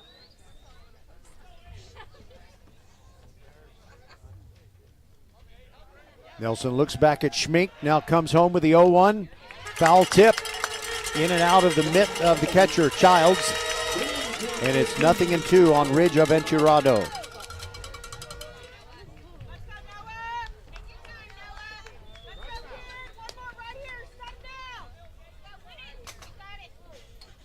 Enchirado always near the very back of the box. Here's the 0-2, and he fouls that away, staying alive.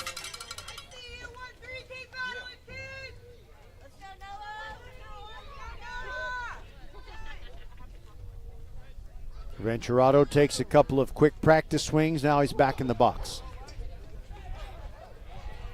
They play him straight away in the outfield. Medium depth. Here's the pitch. Upstairs. That gets over Childs and the runners move up. Schmink goes to third. Dagley goes to second. And that was a wild pitch, and it appears that maybe Nelson's just having a hard time gripping the ball in these wet conditions. 2 runners in scoring position for Enchirado. Here comes the 1-2. He fights that one off into the net. Still 1-2.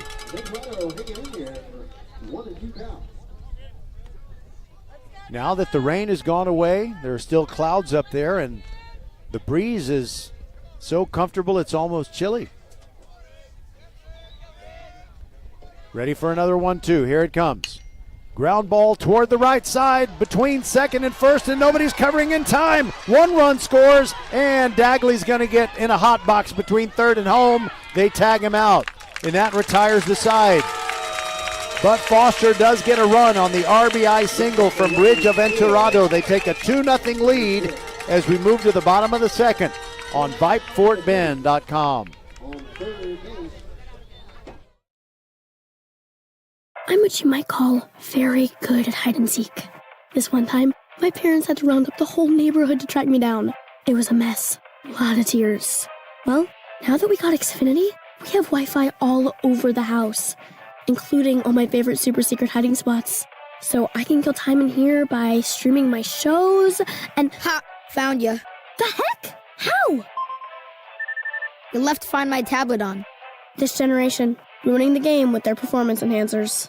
Get wall-to-wall Wi-Fi from Xfinity for a reliable connection throughout your home. Now through June 21st, get gig speed internet for $25 a month for 2 years with no annual contract and free Wi-Fi equipment included when you add unlimited mobile. Go to Xfinity.com, call 1-800-XFINITY, or visit a store today. Requires paperless blend and auto-pay with stored bank account. Restrictions apply. Taxes and fees extra. Gig speed Wi-Fi requires gig internet and Xfinity gateway. Xfinity mobile requires Xfinity internet. After promo, regular rates apply to internet service service and Wi-Fi equipment. Actual So speeds Foster vary. got an additional run on that final play of the top of the second inning, and it went 4-2-5. Ridge Aventurado singling to the right side of the infield. It was scooped up by the second baseman Higgins. He threw to Childs, the catcher, who then threw to Lucas Dunn and threw out Dagley, who is retreating to third.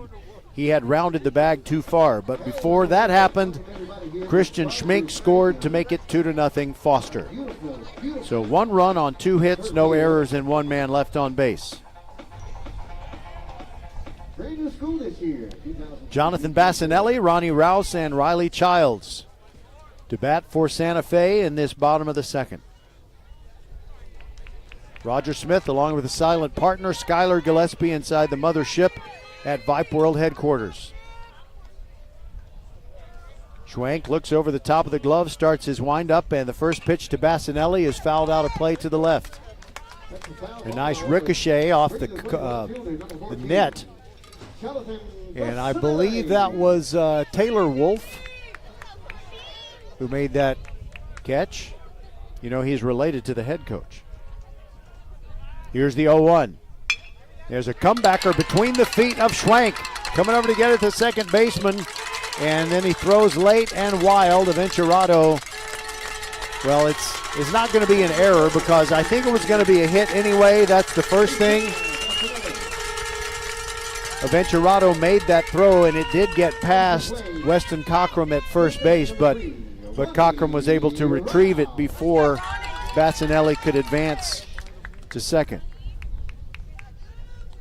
Second hit of the game for the Indians. Now Ronnie Rouse.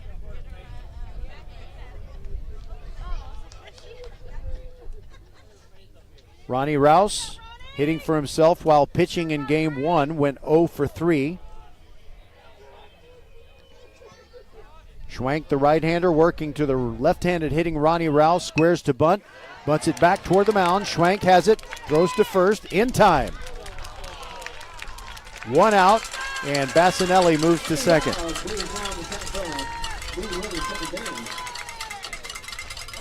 Score that 1-3. Now Riley Childs, the catcher.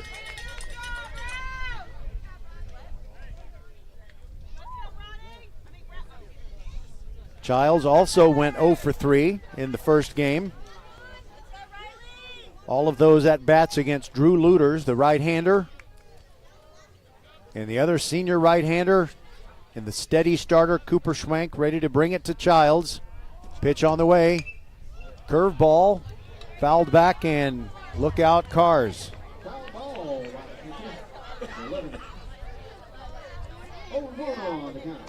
Kind of a buzz in the crowd right now. 2-0, Foster on top, but Santa Fe threatening. With 1 out and a runner at second. Childs ready for the 0-1. Here's the pitch from Schwank. Trying to nip the outside corner, but he missed, and it's 1-1.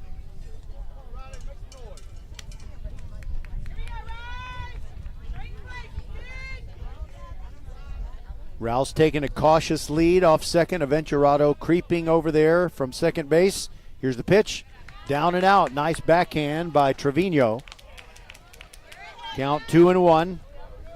And Rouse is still running from second.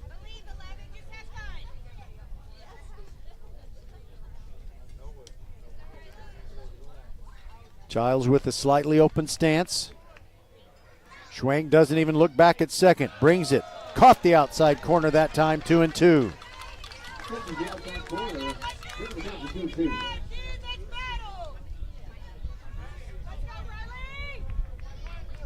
Schwank leans in. Gets the sign from Trevino. Here's his pitch. Swing and a miss. Got him with the changeup.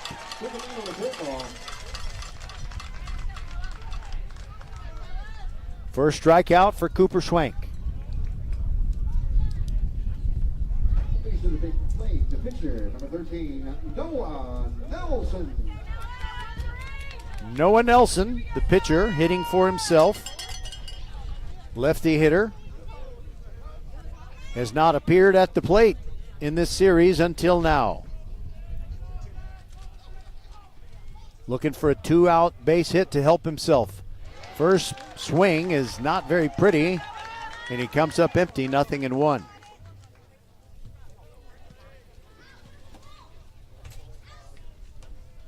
Speaking of pretty, I think it's going to be a great prom for everyone, but we got to get done with the baseball first. You know, first things first and most important things first. Here's the pitch. Down and in, 1-1. Ball inside, bringing the count to 1-1.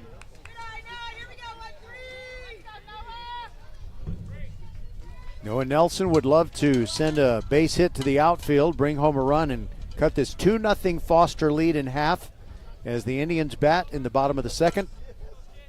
Schwank looks back at second, now brings it down and in, 2-1.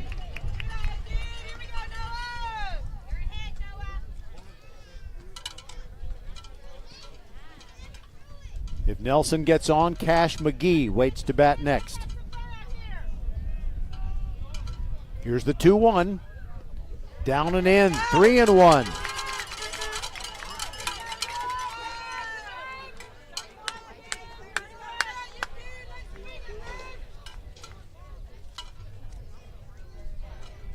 Schwank does not want to lose Noah Nelson. Pitch on the way. Strike at the knees. He threw the bat back toward the dugout. Thought he had ball 4. But he has to do the walk of shame. 3-2 on the batter. And he will stay in the left-handed batter's box. 2 down for Humphrey. You really need to wait till you hear ball 4 before you make that move. Here's the payoff pitch. Inside, there's ball 4. Runners at first and second now. And now Cash McGee.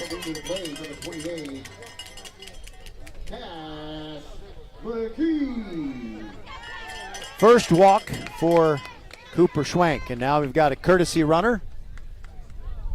Trenton Tanner is going to come on, and he will run for Noah Nelson.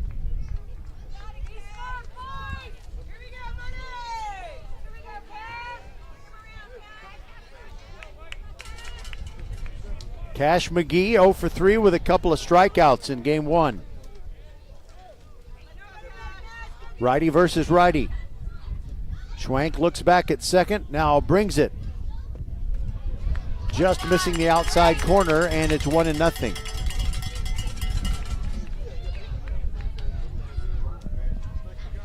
Thanks. That's enough. 1-0 is the pitch, as that's the count, and they throw down to second, and a nice throw by Trevino, but Bassinelli does get back.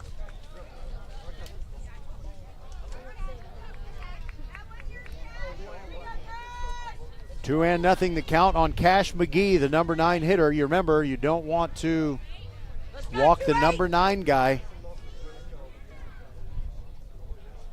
Make him earn his way on. Here's the 2-0. Outside, 3-0.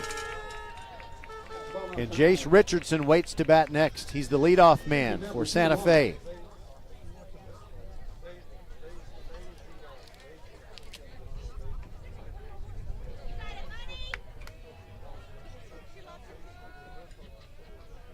Actually, the count is 2-1 according to the scoreboard, and now a snap throw over to first base, and the ball gets away.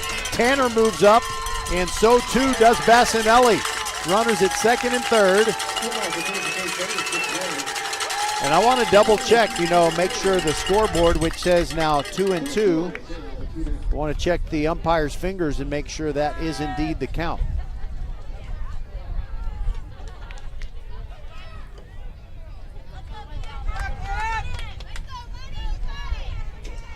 It is indeed 2-2 on Cash McGee. There was a strike in there that I thought was a ball in those first 3 pitches. All right, here we go. Pitch on the way. Swing and a miss. Down goes McGee. Second strikeout for Schwank. It retires the side. For Santa Fe in the second. No runs on 1 hit, no errors, 2 men left on base. We'll proceed to the third. 2-0 Foster over Santa Fe.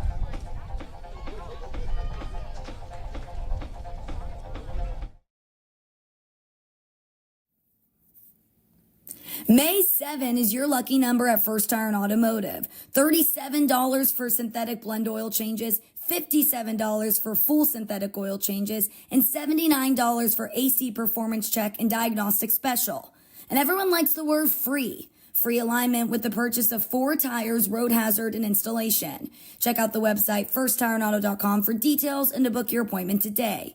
First Iron Automotive, supporting school and youth sports programs for over 25 years, getting you to and from the game always. Get to one of First Iron Automotive's 5 convenient locations in Sugar Land, Cinco Ranch, and Spring. firstironauto.com. Archer Volkswagen showroom is open, and our team's excited to help you. Visit our sales department Monday through Saturday from 9 a.m. to 9 p.m. Or bring your car in for service from 7 a.m. to 7 p.m. Monday through Friday, and Saturdays from 9 a.m. to 2 p.m. We're closed on Sundays to rest and recharge with our families, so we can serve you well through the week. We hope to see you soon.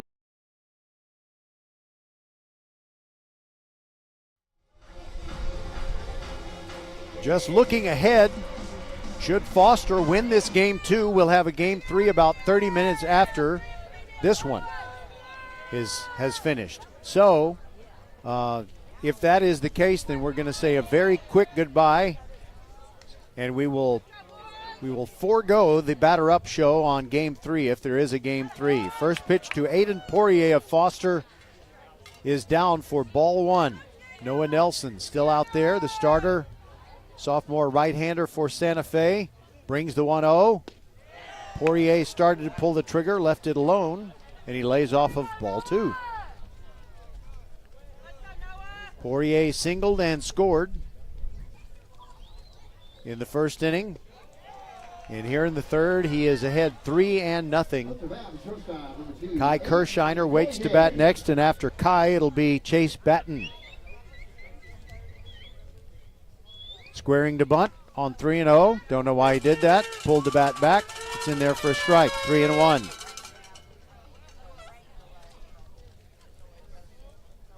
In the 3-1. That's up and in. Ball 4 to Poirier.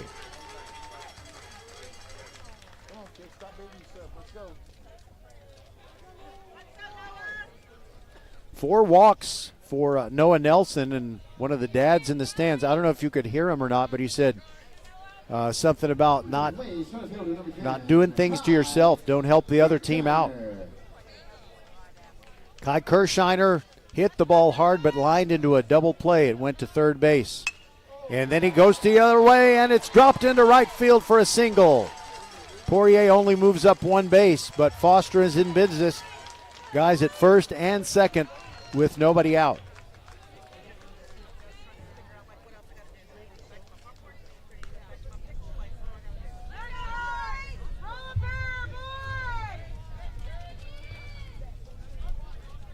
Kirshiner with his 5th hit of the postseason.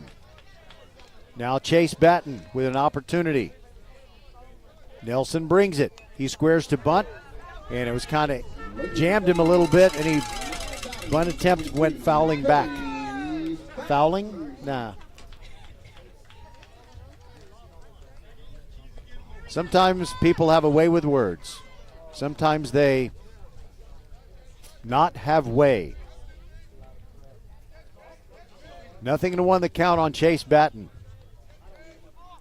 Squares again, puts it down. Coming on is Nelson. He looks at first and has to throw late, and a great play out there by Jackson Higgins covering. It was a late throw, and it almost hit Batten in the rib cage, but the sacrifice works. It goes 1-4. That's the first out, but now 2 runners in scoring position. Poirier at third, Kirshiner at second, and it's Cooper Schwank who's 0 for 1 with a swinging strikeout. The pitcher for Foster is enjoying a 2-0 lead. He could really help himself out even more. Righty-righty matchup. Noah Nelson ready to bring it. Doesn't even look at the base runners. First pitch fouled out of play to the right.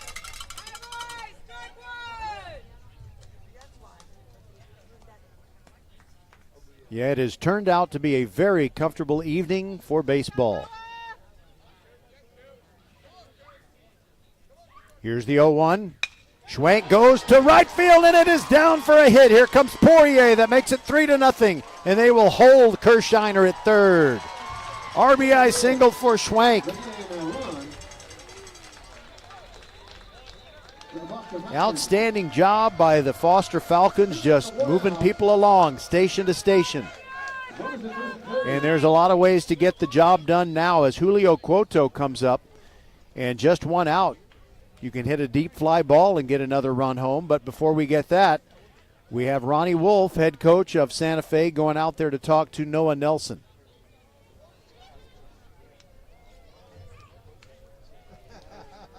Meanwhile, between third and home, Coach Mick Tosh talks with Julio Cuoto, and it is going to be a pitching change.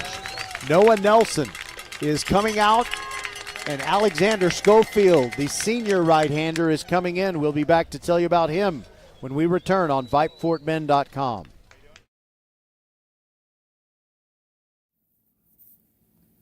May 7 is your lucky number at First Iron Automotive. $37 for synthetic blend oil changes, $57 for full synthetic oil changes, and $79 for AC performance check and diagnostic special. And everyone likes the word free. Free alignment with the purchase of 4 tires, road hazard, and installation. Check out the website firstironauto.com for details and to book your appointment today. First Iron Automotive, supporting school and youth sports programs for over 25 years, getting you to and from the game always. Get to one of First Iron Automotive's 5 convenient locations in Sugar Land, Cinco Ranch, and Spring. firstironauto.com. All right, so it is the senior right-hander. Alexander Schofield has an ERA of 4.81, 0-2 on the year, and he's making his 8th appearance. Most of those appearances have come in relief.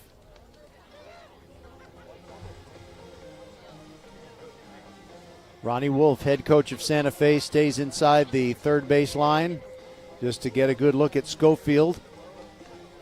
Some of you who have lived out in West Texas might remember the San Angelo Central coach for a long time, Rex Schofield, but there's no relation because Rex Schofield had an H in his name, just like there's an H in school. Schofield, no H. One of the issues that has been a problem for Santa Fe is wild pitches and passed balls. They have helped Foster move runners around the diamond. But they have done other good things, such as getting a double play, and they've kept it to just ones on the scoreboard thus far, but Foster is still in business. Leading 3-0, just one out. Kai Kirshiner is at third base, and Cooper Schwank singled, and let me check out who his courtesy runner is.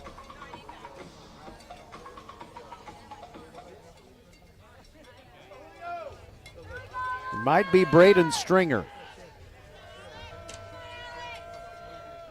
I believe that's who it is. Runners at the corners. Stringer at first base, and at third base, Kai Kirshiner. Already 3-0 Foster in this must-win Game 2.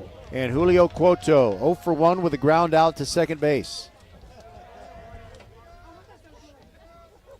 First pitch on the way from Schofield, and he missed the outside corner with the heater, and it's 1-0.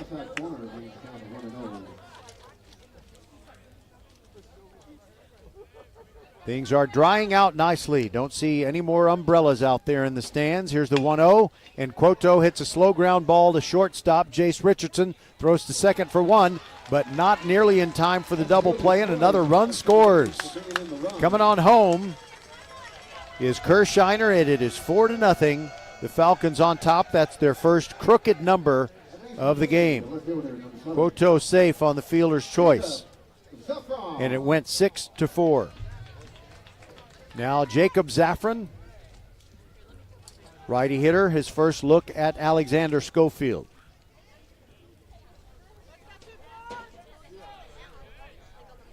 Schofield brings it, and Zaffron fouls it over to the right, over toward the parking lot. There's a very late arriving Santa Fe fan, and he started to go after the ball, and then he decided, and he keeps on walking toward the the ticket booth. 0-1 to Zaffron. Just missed the inside corner. Schofield with a long look in. The look that tells me he thinks he should have gotten that call. Zaffron is 0 for 1. And here's the 1-1. Checked his swing. Did he go around? Yes, he did. In fact, they don't even have to appeal to the umpire at first base. They said it was a swing. 1-2.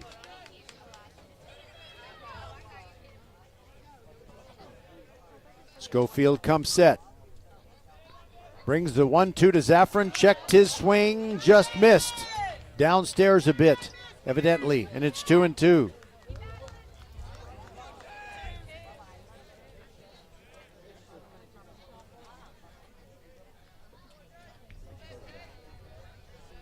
Zaffron ready. Here's the pitch. Downstairs and the count goes full. So 3-2 with 2 outs. And Cuoto running from first base, and he'll be on the move with this pitch. Setting up outside is the catcher, Childs. Payoff pitch. Just got a piece of it, and we'll do it all over again.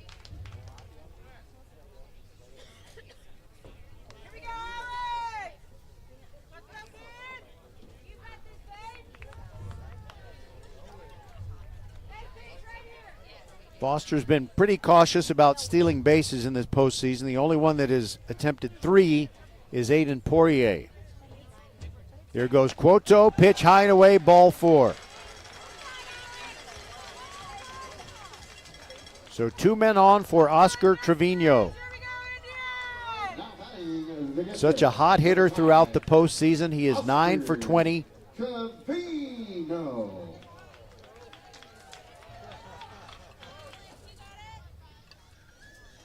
Looks down at Coach Tosh, and he's ready to face the right-hander Schofield. Trevino singled against the opener in this game, Nelson. First pitch to him, and it's a comebacker. On one hop to Schofield, runs about a third of the way to first. Underhand toss, gets his man. And that'll do it for Foster, but the Falcons score 2 more runs and increase their lead to 4-0 on VypeFortBend.com. Your one and only, always and forever home for Fort Bend County sports. We'll be right back with the bottom of the third.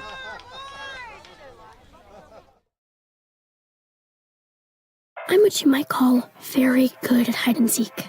This one time, my parents had to round up the whole neighborhood to track me down. It was a mess. A lot of tears. Well, now that we got Xfinity, we have Wi-Fi all over the house, including all my favorite super secret hiding spots. So I can kill time in here by streaming my shows and... Ha! Found you. The heck? How? You left Find My tablet on. This generation, ruining the game with their performance enhancers.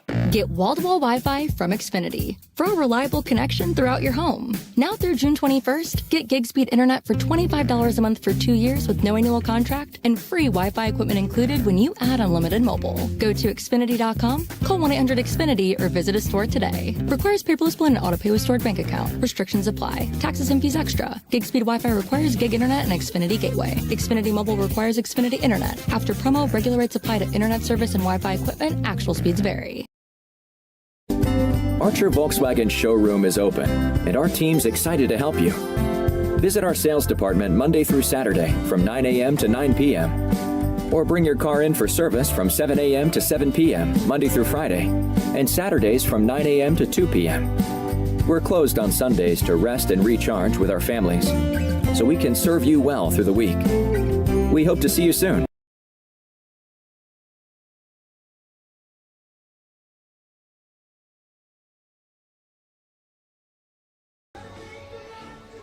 So Jace Richardson is going to lead it off for Santa Fe in the bottom of the third, with the Indians trailing your Foster Falcons 4-0. By the way, in game 1, Richardson was 3 for 5. Triple, single, single. Aiden Godinich will follow him, and then Lucas Dunn.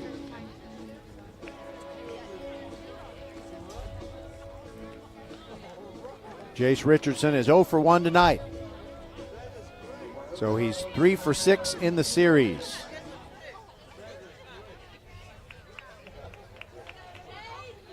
Cooper Schwank, very steady tonight, has kept zeros on the board, and the first pitch is a curveball in there for a strike. Richardson had squared to bunt.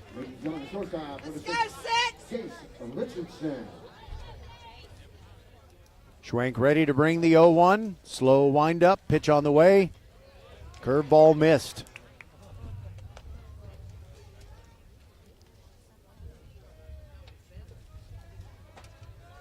The last of our Fort Bend County teams are the Foster Falcons, boys and girls. Here's the pitch.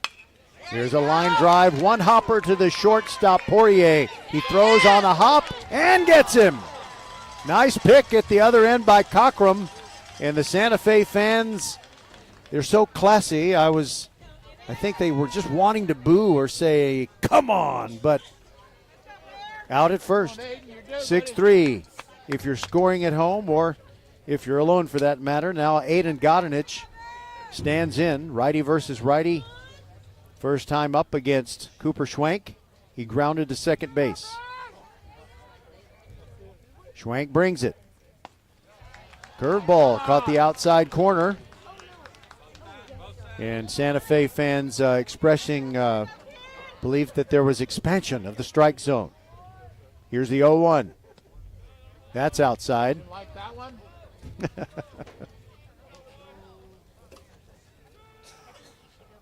Schwank goes to the back of the mound, picks up the rosin bag. That's okay, just don't get it inside the fingers of your glove. Here's the 0-1. Swing and a miss. 1-2.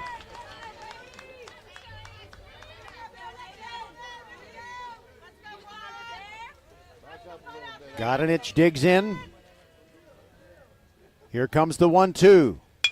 And it's a comebacker to Schwank off his glove. Aventurato picks it up, throws to first in time. Just got there ahead of the ball got there ahead of Godinich, whose batting helmet flew off right as he got to the bag. So that goes 1-4-3. Cooper Schwank just wanted to make sure, he wanted to make something a little more challenging for his teammates. So he deflected the ground ball. Now Lucas Dunn, the third baseman. He's 1 for 1. Has one of the two Santa Fe hits. Lefty swinger, open stance, back of the box, pitch on the way. Just missing the outside corner, perhaps a little bit low. Schwank is down 1-0 as he works to Lucas Dunn. Schwank rocks and fires the 1-0. Off the end of the bat, slicing into foul ground on the left.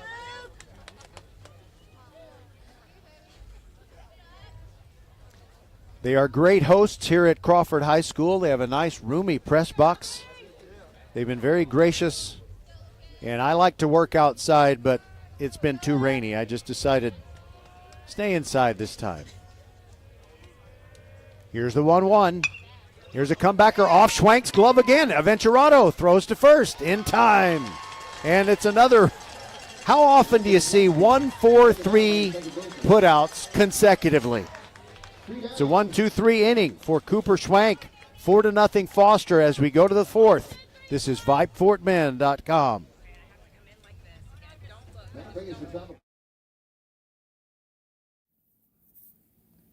May 7 is your lucky number at First Iron Automotive. $37 for synthetic blend oil changes, $57 for full synthetic oil changes, and $79 for AC performance check and diagnostic special. And everyone likes the word free. Free alignment with the purchase of 4 tires, road hazard, and installation. Check out the website firstironauto.com for details and to book your appointment today. First Iron Automotive supporting school and youth sports programs for over 25 years, getting you to and from the game always. Get to one of First Iron Automotive's 5 convenient locations in Sugar Land, Cinco Ranch, and Spring. firstironauto.com.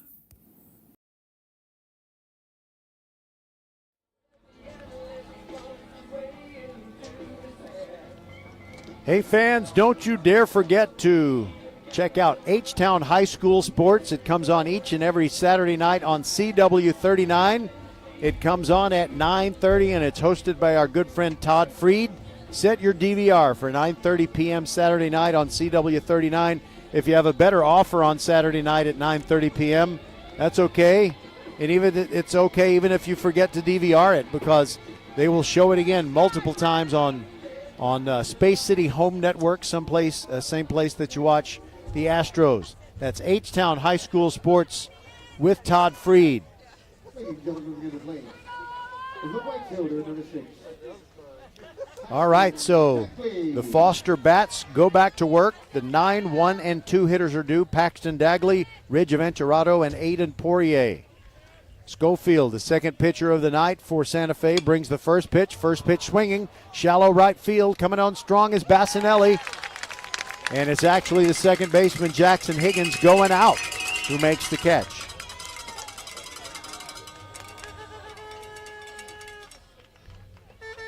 You always worry when you have the infielder going out and the outfielder coming in. You can always get a collision because they're both looking up the flight of the ball.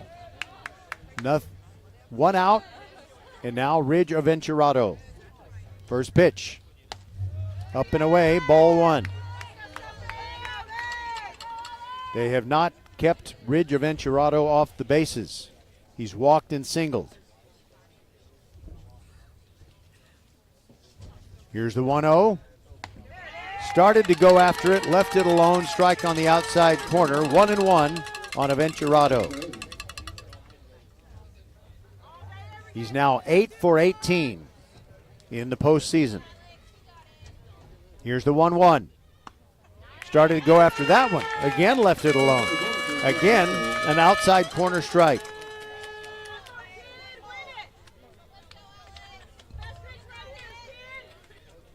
Schofield stands like a statue before starting his windup. Here it comes. Bouncing it in, 2-2.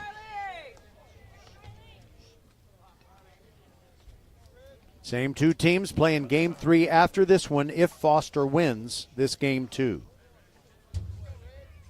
Righty to lefty. Aventurado ready. Swings and lines one softly into center field. Falls in front of Cash McGee. And it's a 1-out single. He's 2 for 2 plus the walk. And let's see. Ridge Aventurado now 9 for 19 in the postseason.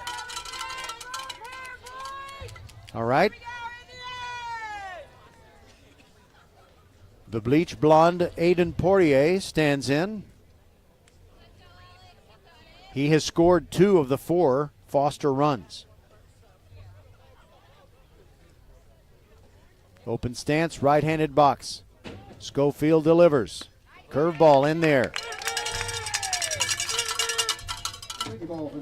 Poirier didn't think it was a curveball. He kind of moved back, and it broke right in over the zone.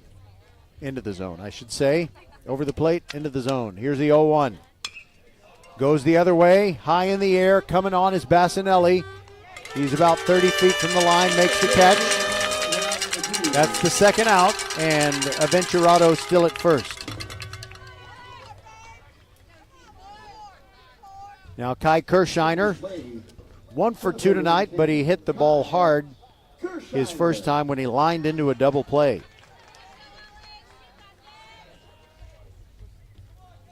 And we'll see if maybe they send Aventurado. He's 1 for 2 stealing bases in the playoffs.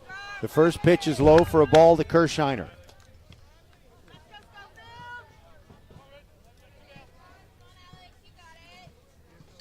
Kai likes to step out, then back in. The old subway platform move. Here's the 1-0. Late swing and a little tapper that goes foul behind home plate. It's 1-1. Kirshiner now adjusts the Velcro, trying to break up Schofield's rhythm. 4-0 Foster, top of the 4th. Kirshiner ready. Here's the pitch from Schofield. Outside corner, strike 2, 1-2.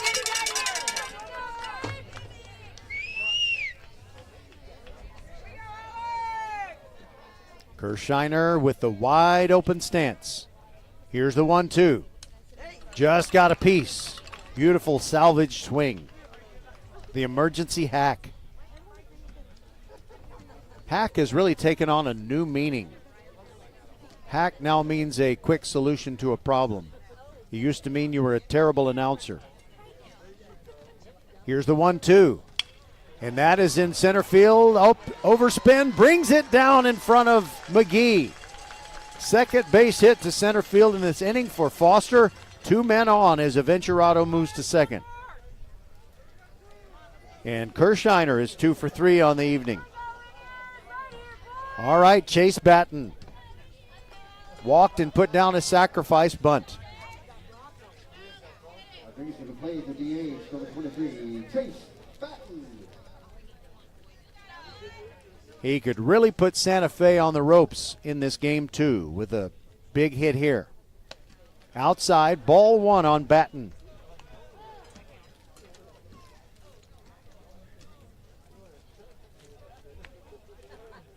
He came into the game hitting .350 in the postseason. Short conversation as Childs went out to the mound. Alex Schofield. 1-0 the count on Batten. Here's the pitch. He lets a strike go by. It was on the outside corner, not what he was looking for, and it's 1-1.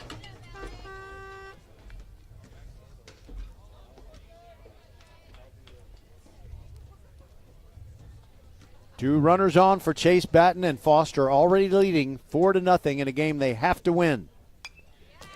Off the end of the bat, fouled straight back into the net. Schofield doing a good job keeping the ball away from Batten. He has power even with the injury to the elbow for throwing purposes. But you don't want to give him one center cut or on the inside part of the plate if you're Santa Fe. Here's the 1-2. Reaches out, pops it up into short left field. Coming on, Godinich. He makes the catch right by his left ear. And that'll do it for Foster. The first inning in which they have not scored. 4-0, they lead it as we go to the bottom of the fourth on VypeFortBend.com. I'm what you might call very good at hide and seek. This one time, my parents had to round up the whole neighborhood to track me down. It was a mess. A lot of tears. Well, now that we got Xfinity, we have Wi-Fi all over the house, including all my favorite super secret hiding spots. So I can kill time in here by streaming my shows and... Ha! Found you. The heck? How? You left Find My tablet on. This generation, ruining the game with their performance enhancers. Get wall-to-wall Wi-Fi from Xfinity for a reliable connection throughout your home. Now through June 21st, get gig speed internet for $25 a month for 2 years with no annual contract and free Wi-Fi equipment included when you add unlimited mobile. Go to Xfinity.com, call 1-800-XFINITY or visit a store today. Requires paperless blend and auto-pay with stored bank account. Restrictions apply. Taxes and fees extra. Gig speed Wi-Fi requires gig internet and Xfinity Gateway. Xfinity Mobile requires Xfinity Internet. After promo, regular rates apply to internet service and Wi-Fi equipment. Actual speeds vary. Time out. All right. Remember, we're a team that plays together. Listen, the winning will take care of itself. We just have to get everyone involved. In interscholastic sports, we celebrate what makes every one of us unique. And in the pursuit of a common goal, everyone in the huddle, in the bleachers, and in the community comes together. This message presented by the UIL and the Texas High School Athletic Directors Association. Don't miss the final UIL state event of the year, the 2024 State Baseball Tournament, Wednesday, June 5th through Saturday, June 8th. Games played at Dell Diamond in Round Rock. That's all classes other than 4A. 4A plays at UT, Disch-Falk Field, home of the Longhorns. For schedule, spectator, and ticket information on the UIL State Baseball Tournament, visit uiltexas.org/baseball. Again, that's uiltexas.org/baseball. Jackson Higgins will lead things off for Santa Fe, trailing 4-0 in this game 4. His team batting in the bottom of the fourth. They are the home team. If we get to a game 3, if Foster can hold on to this lead, Then the Falcons will be the home team in that game 3. So here we go. Cooper Schwank continuing to work. First pitch to Higgins, lashed into left field. Base hit. Looked like a hanging curve. You hang it, we bang it. And a promising start to this bottom of the 4th for Santa Fe. Jonathan Bassinelli and Ronnie Rouse right after Higgins. And here is Bassinelli. Led off the second with a single. He's 1 for 1. Foster infield at double play depth. Schwank looks over at Higgins. Pitch to Bassinelli. Inside half of the plate. Strike. 0-1. No baseball games on VypeFortBend.com tomorrow. We're all about Foster. Here's the 0-1. Curveball. That is lashed into right field for a base hit. Higgins stops at second. Consecutive singles for Santa Fe here in the 4th.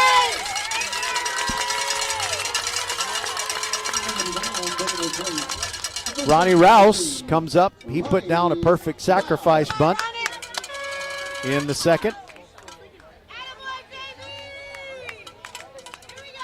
And because this is such a high leverage situation and an elimination game, I think we might see a little mound visit pretty soon if Schwank cannot retire Ronnie Rouse. We'll see if they have him bunt again. He swings away and fouls it straight back on the first pitch. 0-1.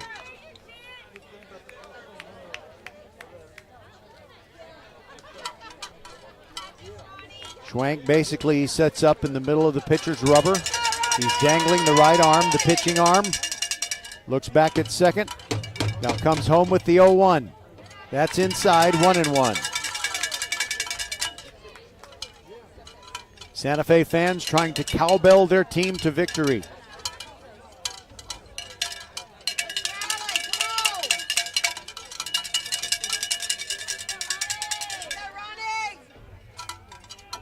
Here's the 1-1 to Rouse.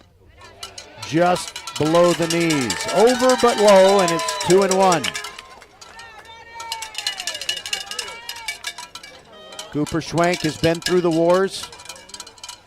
He will always stay composed.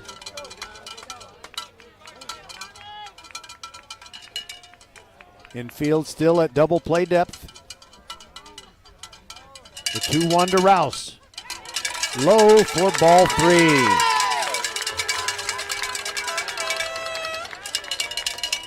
Nobody warming up for Foster. I know that Coach Tosh really believes in Cooper Schwank.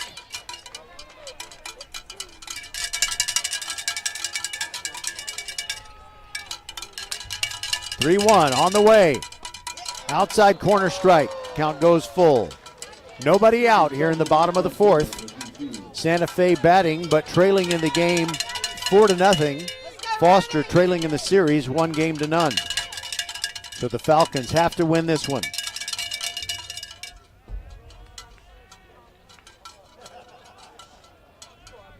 Three looks back at second by Schwank. Now the payoff pitch to Rouse off the end of the bat. Grounded foul on the left side. Julio Cuoto, the third baseman, and his blue hair watching it roll down toward the corner. Rowdy Lofton running down the left field line to pick up that stray foul ball. Thank you, Mr. Rowdy Lofton. Here's another 3-2 pitch. Curveball hit slowly to first base.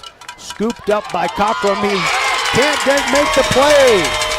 He slipped down. And then he tried to shovel the ball to Schwank, who was getting there late, thinking Cockrum was going to take it himself.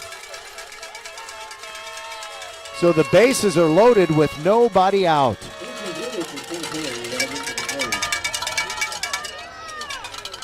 Santa Fe hasn't been able to get much of anything done against Schwank until this inning. And now Schwank has a serious jam on his hands. Bases loaded, nobody out now. Riley Childs. Higgins at third, Bassinelli at second, Rouse at first. From the stretch, the pitch to Childs is outside. Slider missed.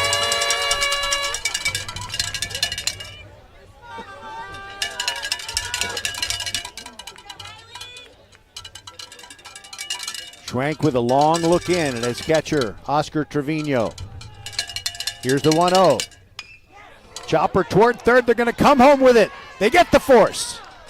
Great play by Quoto, and he threw it to Trevino, who was standing on home plate. There was a little bit of a collision, but ain't no thing. That's what happens in baseball. Childs reaches on a fielder's choice. Jackson Higgins is the first out. Now Bassinelli is at third, Rouse is at second, and Childs replaced by his personal courtesy runner, Jarrett Williams. Now Schofield batting in the same spot where Noah Nelson was. He's the 8-hitter in the lineup.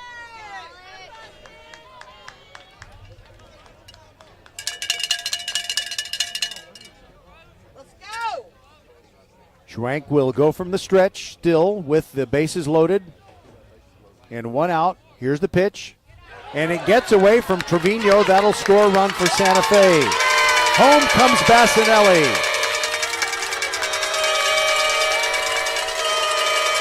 And that's got to be a wild pitch.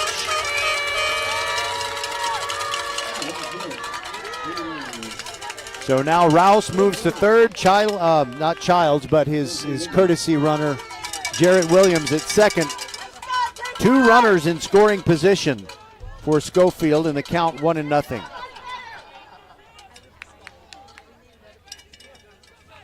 Schwank brings the hands together at the belt. Now comes home with it. Swing and a miss on the changeup. 1-1.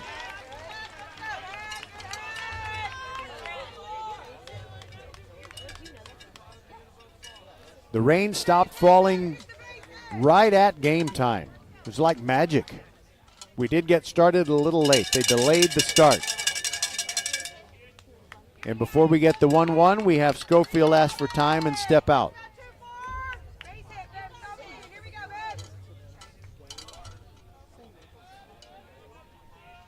Four to 1, Foster, after the one run came in this inning. Schofield takes over but low, just below the knees, and it's 2-1.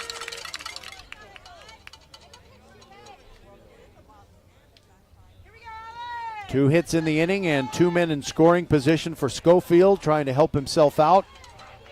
Not that he's on the hook for a loss or anything, but here's the 2-1. Strike on the outside corner. Nice location for Cooper Schwank. Goes to the back of the mound, touches the rosin bag.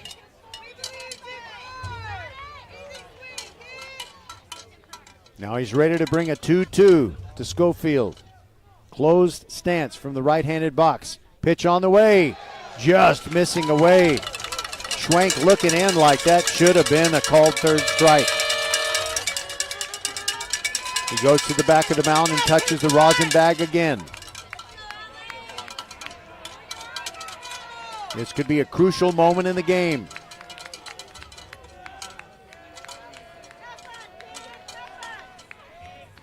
And now Schofield steps out again.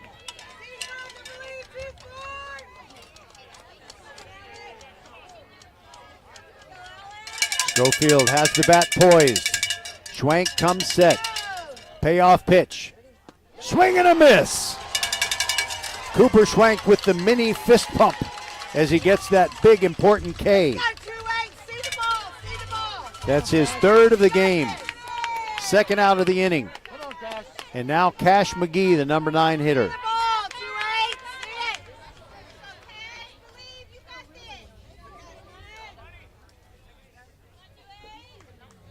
Schwank still going from the stretch with runners at second and third. Here's the pitch. McGee swings at it and over on the right. And it hits the top of the fence and then into a quagmire ditch. And a little boy who looks about 4 years old picks it up and throws it into the bullpen. Great job, kid. He's got an arm. Okay. 0-1 the count on McGee. Here's the pitch. Strike at the knees. McGee is down 0-2.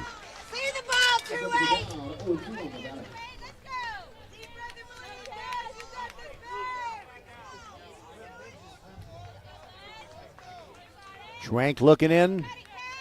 Wants to finish off McGee and get off the mound. Here's the pitch. Foul ball. Hanging in there is Cash McGee. And it hit somebody's vehicle. Not mine. That's a better you than me thing. Still 0-2 on Cash McGee.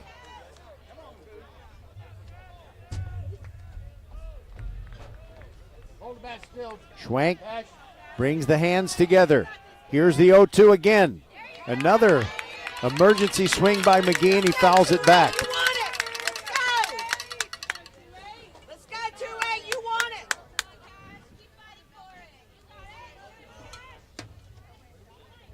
The lights are coming on here at Crawford. They have those, they're very new modern lights, but they don't turn on right away. Takes a few minutes. Breaking ball, called strike 3. A delayed call by the umpire, but he punched out Cash McGee. That retires the side. Cooper Schwank enthusiastic as he comes off the mound. 1 run for Santa Fe on 2 hits, no errors, and 2 men left on base. We'll be back with inning number 5. Foster leads it 4-1. They've got to win this game too. We'll be right back. This is VypeFortBend.com.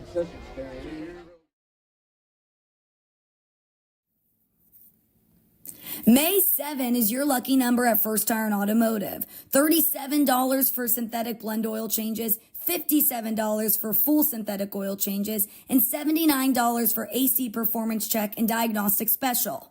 And everyone likes the word free. Free alignment with the purchase of 4 tires, road hazard, and installation. Check out the website firstironauto.com for details and to book your appointment today. First Iron Automotive, supporting school and youth sports programs for over 25 years, getting you to and from the game always. Get to one of First Iron Automotive's 5 convenient locations in Sugar Land, Cinco Ranch, and Spring. firstironauto.com. Archer Volkswagen showroom is open, and our team's excited to help you. Visit our sales department Monday through Saturday from 9 a.m. to 9 p.m. Or bring your car in for service from 7 a.m. to 7 p.m. Monday through Friday, and Saturdays from 9 a.m. to 2 p.m. We're closed on Sundays to rest and recharge with our families, so we can serve you well through the week. We hope to see you soon.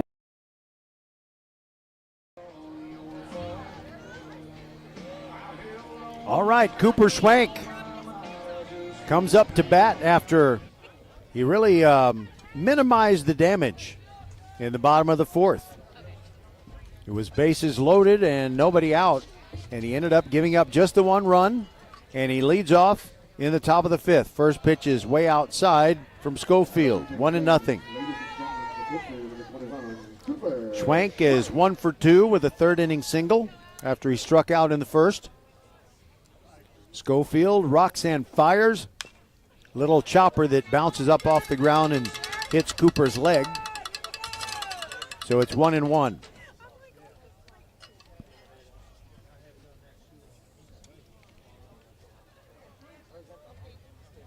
Takes a moment or two, steps back into the box. Schofield brings the 1-1. Breaking ball in there, a beauty. 1-2. Schwank digs in. Here comes the next one. Bounces in. 2-2.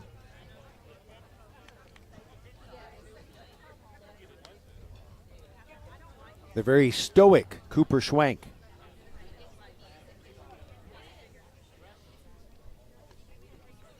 If you want to talk about a pitcher's temperament, he's kind of like Brad Peacock used to be for the Astros. The greatest moment in the history of the franchise could happen, and he'd say, "Oh, Cool. All right, ready for the 2-2. Schofield shakes off a sign, and now Schwank gets tired of waiting, and he takes off the stylish Oakley shades. Don't know if a bug got in there or dripping sweat or what, but now he's ready. Schofield brings it. Up and in, 3-2. Quoto and Zaffron to follow for Foster in the 5th.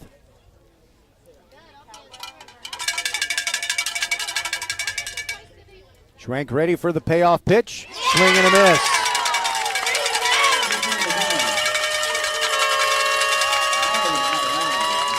To the delight of the Santa Fe fans.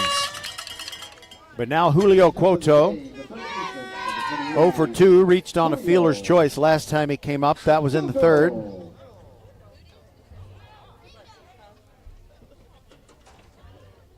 Quoto with 2 postseason RBIs. First pitch swinging, pops it up right side of the infield. Higgins calling for it, makes the one-handed catch with 1 foot on the brown field turf and the other one on the green.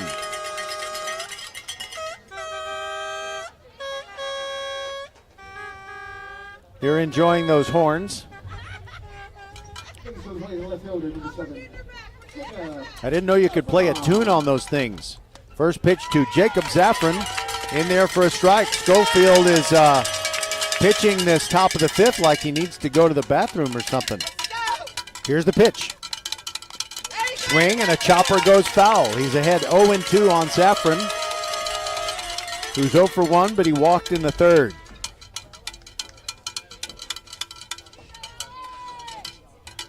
Oscar Trevino with his shin guards on, leaves the on-deck area to pick up that stray ball. 0-2 pitch, check swing, down and away. And it's 1-2.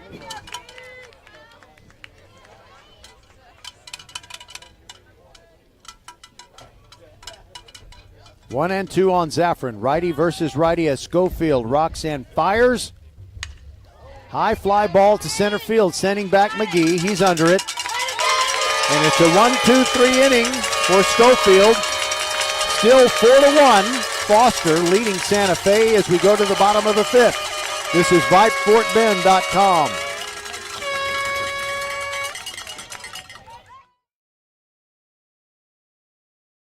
I'm what you might call very good at hide and seek. This one time, my parents had to round up the whole neighborhood to track me down. It was a mess. A lot of tears. Well, now that we got Xfinity, we have Wi-Fi all over the house, including all my favorite super secret hiding spots. So I can kill time in here by streaming my shows and... Ha! Found you. The heck? How? You left Find My tablet on. This generation, ruining the game with their performance enhancers. Get wall-to-wall Wi-Fi from Xfinity for a reliable connection throughout your home. Now through June 21st, get gig speed internet for $25 a month for 2 years with no annual contract and free Wi-Fi equipment included when you add unlimited mobile. Go to Xfinity.com, call 1-800-XFINITY, or visit a store today. Requires paperless bill and auto-pay with stored bank account. Restrictions apply. Taxes and fees extra. Gig speed Wi-Fi requires gig internet and Xfinity Gateway. Xfinity Mobile requires Xfinity Internet. After promo, regular rates apply to internet service and Wi-Fi equipment. Actual speeds vary.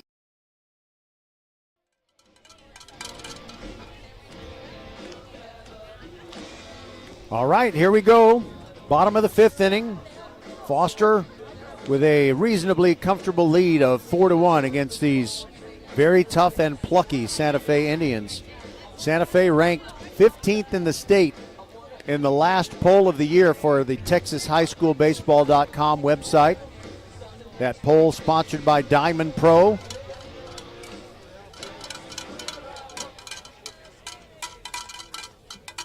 And last week, Foster eliminated another ranked team, Barbers Hill.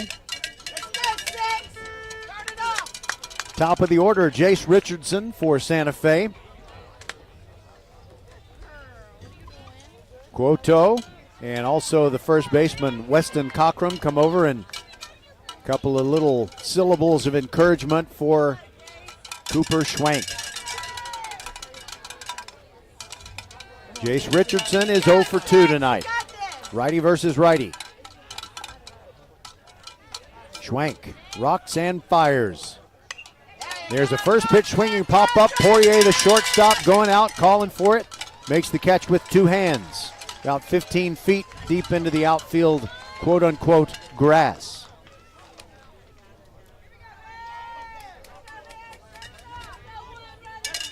Always good to get that first out, especially against a dangerous leadoff hitter. Now it's Aiden Godinich. He, too, is 0 for 2, like Richardson was right before that swing. Schwank steps off.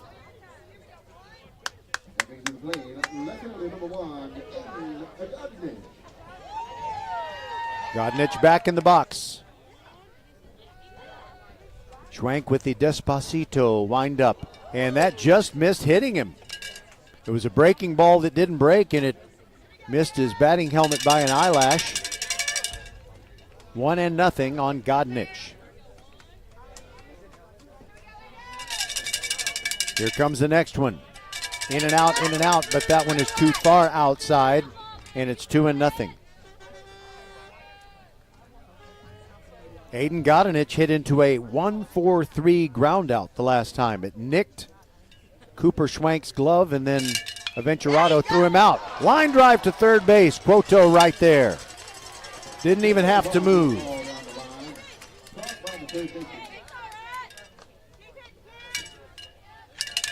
Now Lucas Dunn with the bases empty and 2 outs. And Dunn did the same thing Godinich did last time up. Hard ground ball to Schwank's left. He touched it with his glove, but it rolled on to Aventurato, who threw on to Weston Cockrum in a 1-2-3. No, actually, it wasn't a 1-2-3 inning. It was a 1-2-3 inning, that inning.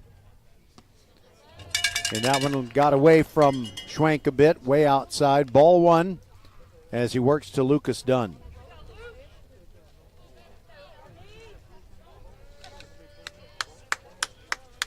Righty working to lefty. Here's the 1-0. Ground ball to Cockrum at first base. Backhands, underhands to Schwank. Gets his man. Cockrum didn't catch it clean.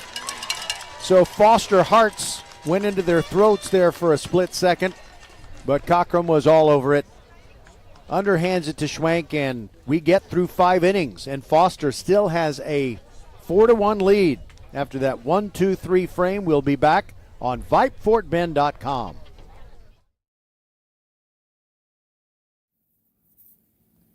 May 7 is your lucky number at First Iron Automotive. $37 for synthetic blend oil changes, $57 for full synthetic oil changes, and $79 for AC performance check and diagnostic special. And everyone likes the word free. Free alignment with the purchase of 4 tires, road hazard, and installation. Check out the website firstironauto.com for details and to book your appointment today. First Iron Automotive, supporting school and youth sports programs for over 25 years, getting you to and from the game always. Get to one of First Iron Automotive's 5 convenient locations in Sugar Land, Cinco Ranch, and Spring. firstironauto.com.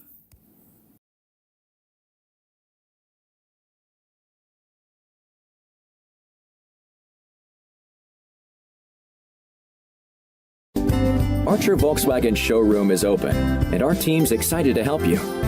Visit our sales department Monday through Saturday from 9 a.m. to 9 p.m. Or bring your car in for service from 7 a.m. to 7 p.m. Monday through Friday, and Saturdays from 9 a.m. to 2 p.m. We're closed on Sundays to rest and recharge with our families, so we can serve you well through the week.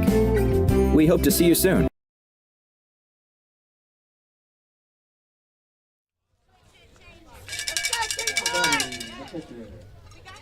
Oscar Trevino leads off for the Foster Falcons, who are on top 4-1 as we begin the 6th inning.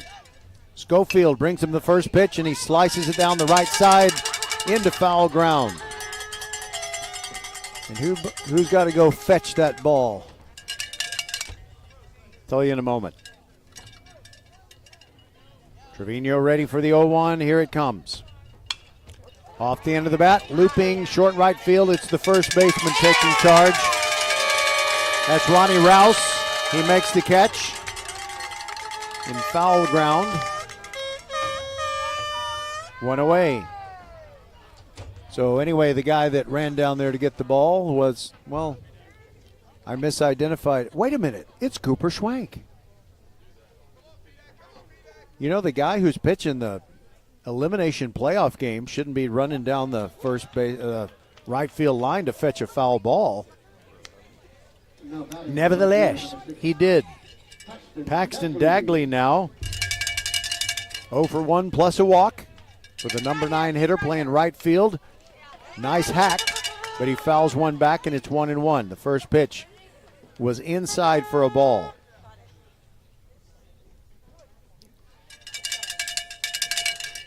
Here's the 1-1. Dagley takes, strike on the outside corner. That was a curveball, and that's not what he was expecting. Here's the 1-2. Checked his swing, but it's in the, I say in the dirt, but you know what I mean. It's field turf. In the field turf that's painted like dirt. Outside target set up by Riley Childs. Pitch on the way. He went inside with it, but Dagley swung and missed anyway. Down he goes for the second out.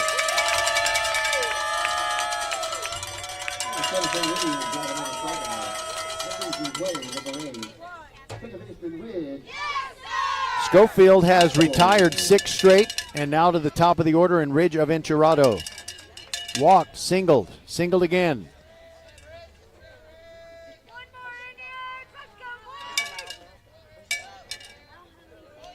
He's driven in a run in this game, and the first pitch misses away. 1-0 on Ridge Aventurado.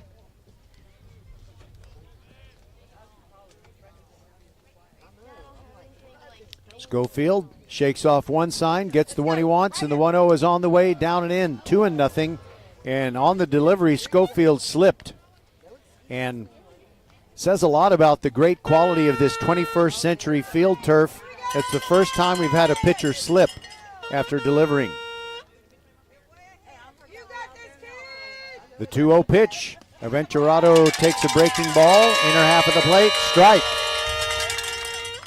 I guess you figured out by now that when you hear those horns, something good has happened for Santa Fe. Here's the 2-1. Down and in, 2-2. Cowbells and horns.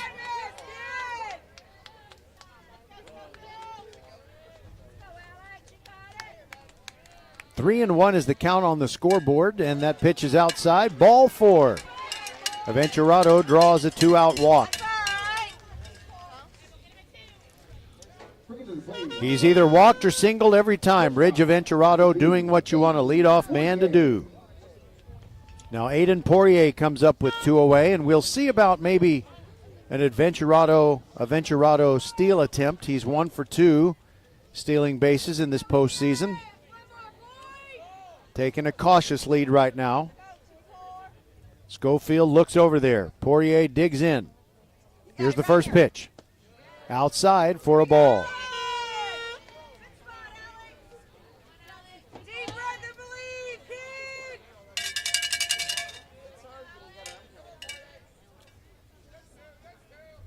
Schofield comes set, comes home with it, breaking ball away. 2-0 on Poirier. Ridge has, or I'd say Aiden has scored twice. He singled in the first. Here's the 2-0. There's a strike on the outside corner. 2-1.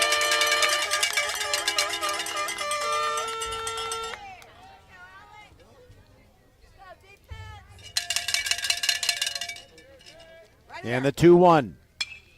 And that's high in the air to right field, backing up Bassinelli. He turns around and goes toward the pole and makes the catch.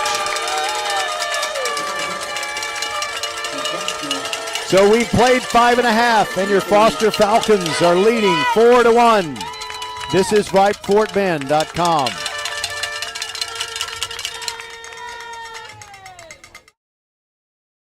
I'm what you might call very good at hide and seek.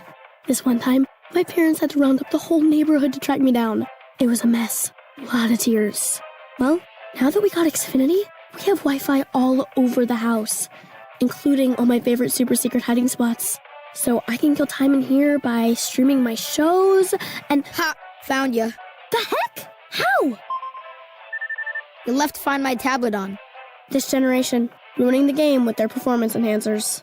Get wall-to-wall Wi-Fi from Xfinity for a reliable connection throughout your home. Now through June 21st, get gig speed internet for $25 a month for 2 years with no annual contract and free Wi-Fi equipment included when you add unlimited mobile. Go to Xfinity.com, call 1-800-XFINITY, or visit a store today. Requires paperless plan and autopay with stored bank account. Restrictions apply. Taxes and fees extra. Gig speed Wi-Fi requires gig internet and Xfinity gateway. Xfinity mobile requires Xfinity internet. After promo, regular rates apply to internet service and Wi-Fi equipment. Actual speeds vary.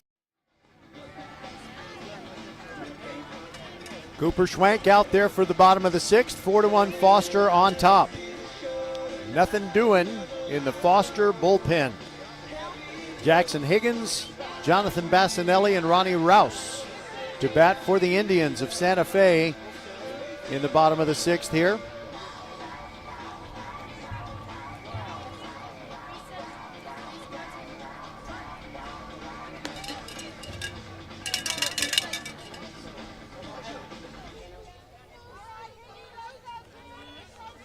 Higgins is 1 for 2, led off the fourth inning with a single. That's the only inning in which Santa Fe scored as they trail 4-1. Righty versus righty. Schwank ready to bring it to Higgins. Pitch on the way. Breaking ball just low, and it's 1-0.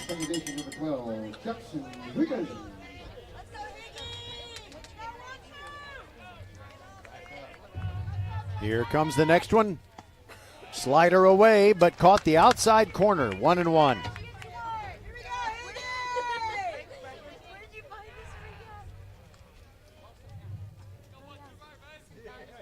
Here's the next one. And that is ripped into left field. Base hit for Higgins. He's 2 for 3, and he's going to try to stretch it to second. And he gets there.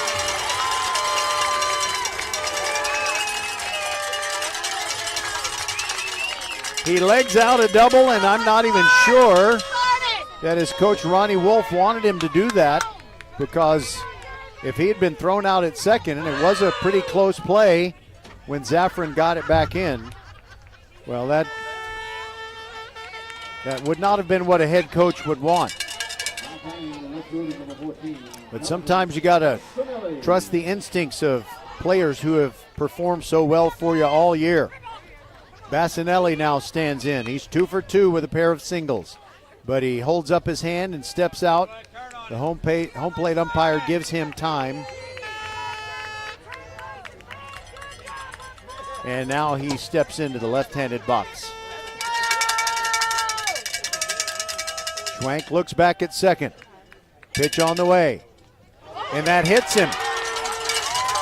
First hit by pitch of the game by either team.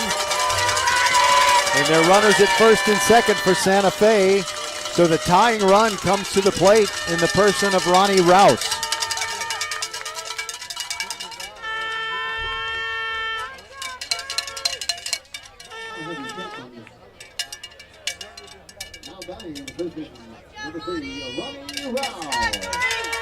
The Foster infield at double play depth.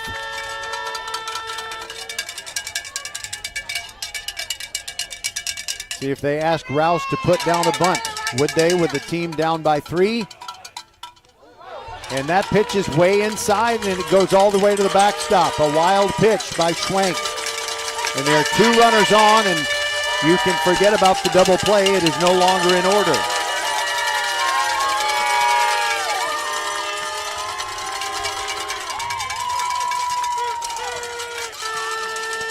And Coach Mick Tosh emerges from the Foster dugout, and he goes out to the mound.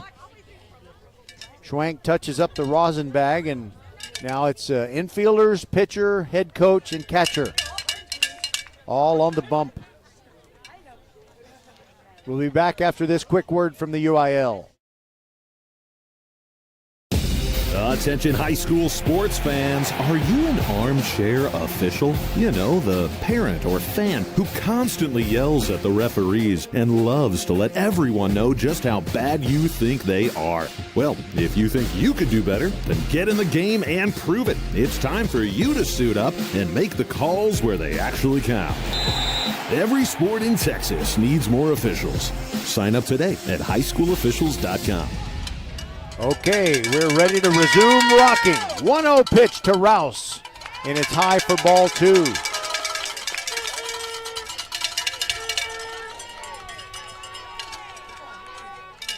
They might pitch him very carefully and think that maybe a walk wouldn't be the worst thing. You load the bases and you get a force all the way around the diamond. But there's a strike right down the middle, 2-1.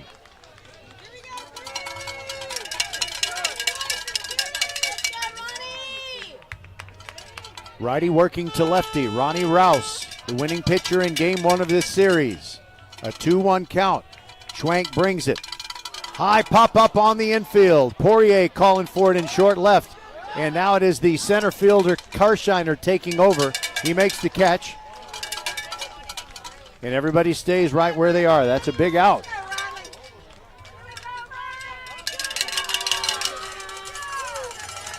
Now Riley Childs. 0 for 2 tonight.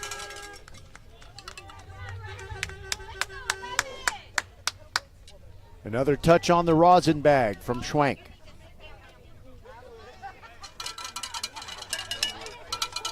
There is some action in the Foster bullpen. From this angle, I can't see who it is. Riley Childs.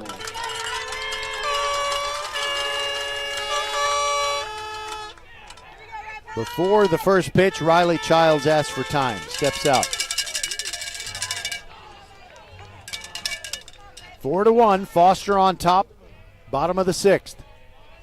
Game 2, Foster has to win to prolong the series. Check swing on the first delivery. Did he go around? Yes, he did.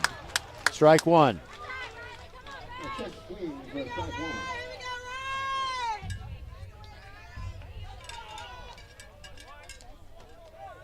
0-1. Schwank brings the hands together. Runners second and third with 1 out. That pitch is outside. Nice backhand job by Trevino.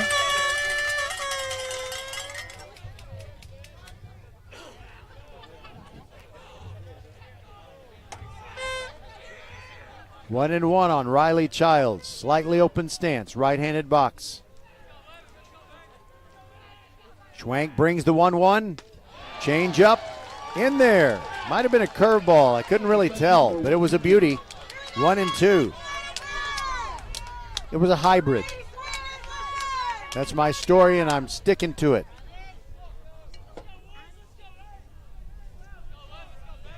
One-two to Childs. Line drive to center field, and it bounces in front of Kirshiner. Higgins scores, but that's all they'll get on that particular hit. It is 4-2. A clutch RBI single for Riley Childs. Bassinelli ends up at third, so there are runners at the corners with 1 out. And now we've got a courtesy runner coming in. Jarrett Williams replaces Childs. And now it's Schofield's turn to bat. And whoever was warming up for Foster has left the bullpen.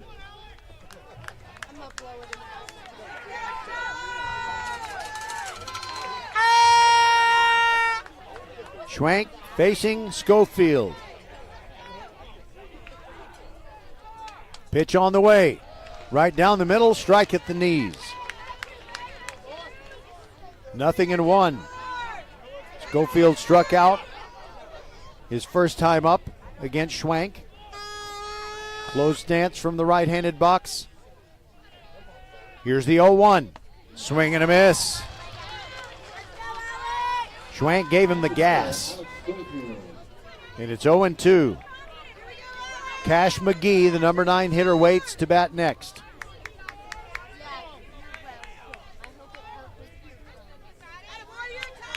Schofield asks for time, steps out.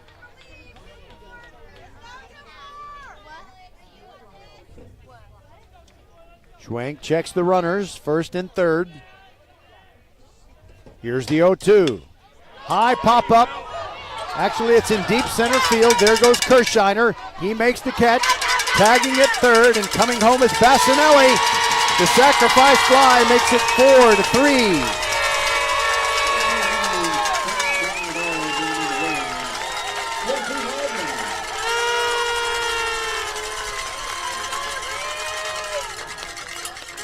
And by the way, the courtesy runner for Childs, Williams, he stays at first.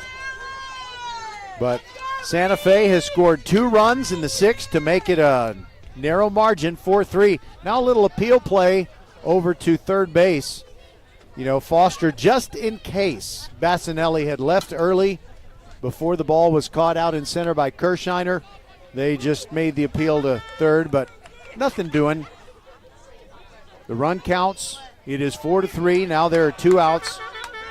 And the only base runner still on is Williams, running for Childs at first. Now Cash McGee. But that means even if they get Cash McGee out in the 7th inning, they'll go to the top of the order for Santa Fe. Schwank brings it. Curveball right down the middle. Right down Caldwell Ranch Boulevard. We're at Crawford High School.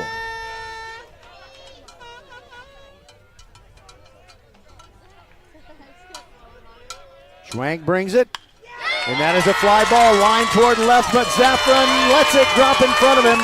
I'm sorry, I shouldn't have said it that way. There was no way he was going to catch it.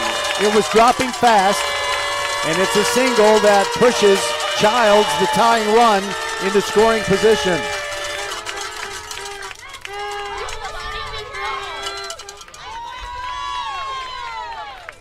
In this moist and humid air, sometimes you see a ball take off and you think it's not going to go that far, or you think it will go a longer way than it will.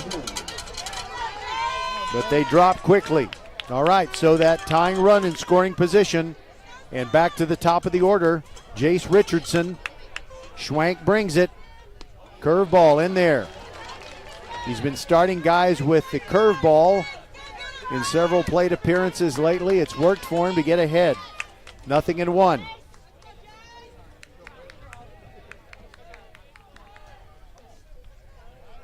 Schwank looks back at Williams twice. And now he steps off before he brings the next pitch to Jace Richardson.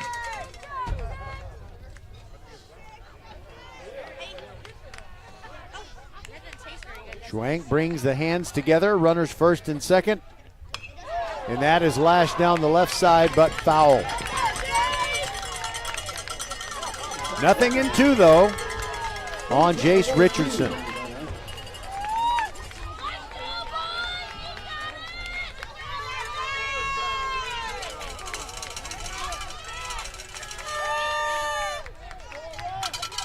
Schwank puts his foot on the pitcher's rubber. 0-2 on Richardson.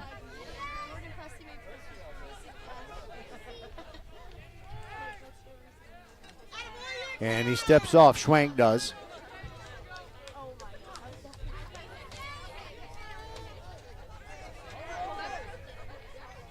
Now he gets back in place.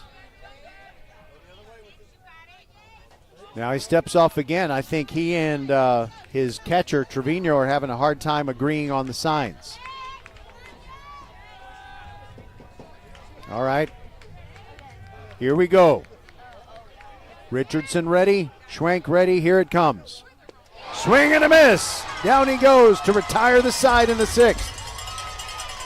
And Santa Fe scores twice. They're within 4-3. We go to the 7th. Foster in this must-win game 2. Leads 4-3. We shall return on VypeFortBend.com.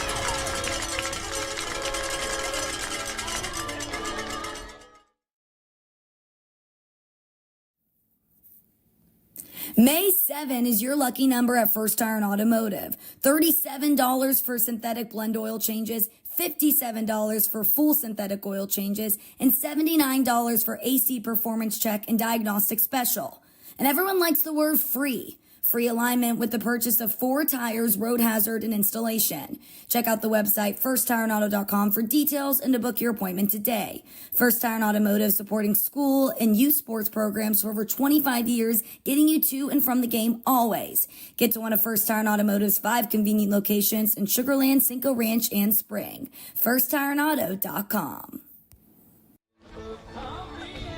In that previous half inning, 2 runs on 3 hits. No errors and 2 men left on, so Schwank did a good job pitching around the trouble. And I have a feeling that is his last inning.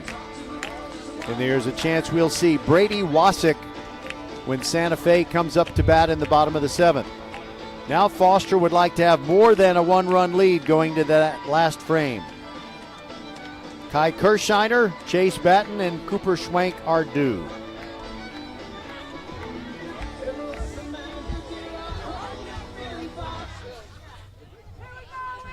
And Coach McTosh comes up and asks a little something of the umpire. The umpire doesn't scribble anything down, so it's not a substitution move or anything like that. 4-3 Foster, top of the 7th. They want to add to their lead, and Kai Kirshiner stands in. 2 singles tonight for Kai. First pitch swinging, fouls it away to the right.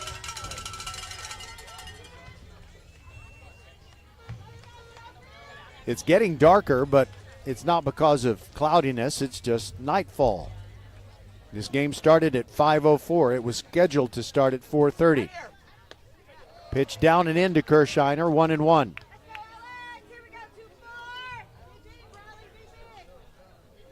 Second pitcher of the night, Schofield for Santa Fe, brings the 1-1. And fouled over to the right again. 1-2.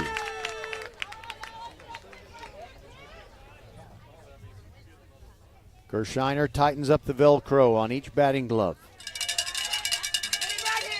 Ignores the cowbells.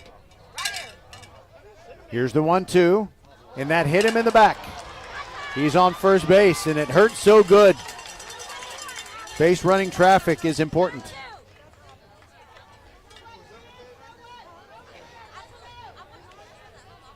He says something to the effect of, just get me home.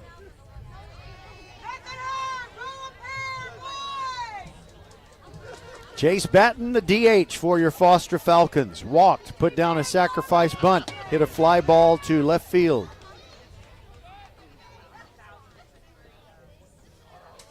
First pitch from Schofield. It's a little tapper, slowly hit towards second, and throw to first in time to get 1 out.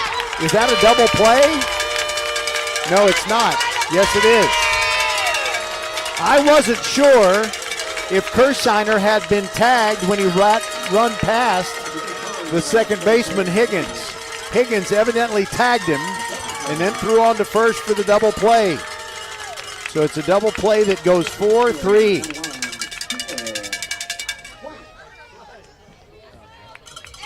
And Foster's chances for expanding their 1-run lead have taken a serious hit with that double play. Base is empty, 2 away, and now Cooper Schwank needs to help himself. Although I think this might be his last act on the baseball field tonight. Swings at the 0-1 pitch. A curveball, swung over it. It's 0-2.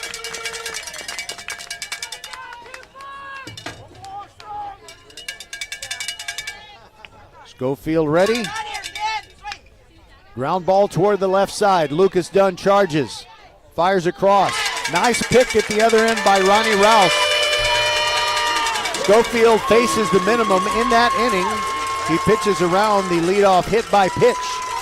And we'll go to the bottom of the 7th. Foster trying to hang on. They're up 4-3. This is VypeFortBend.com.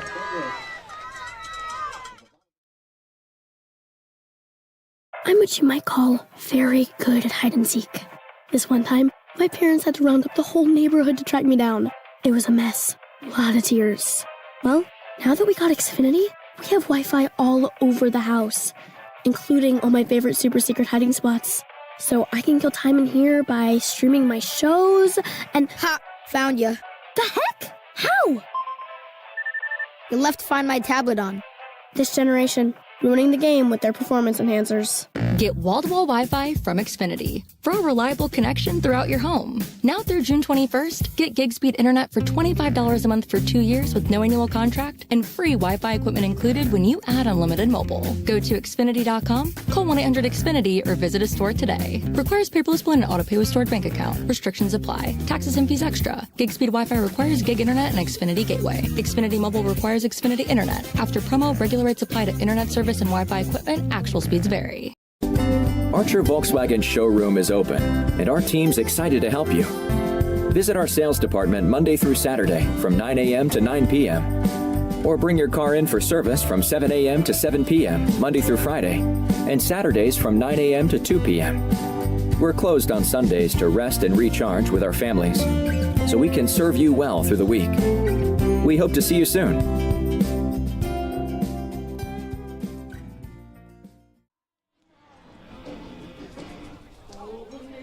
Evidently Come Together, but not by the Beatles, is an anthem for the Santa Fe fans.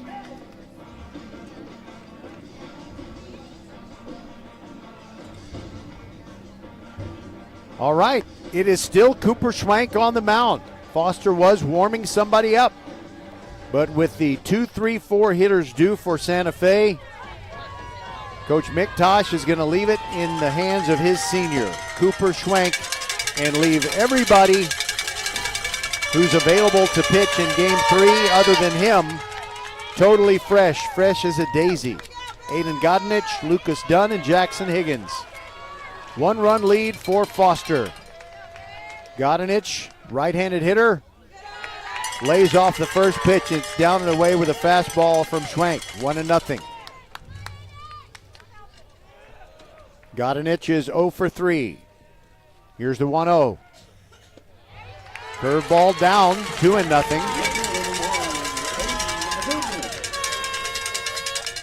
Schwank picks up the rosin bag, puts it down. Ready to bring the 2-0. Here it comes to Godinich. Strike on the outside corner with the curve.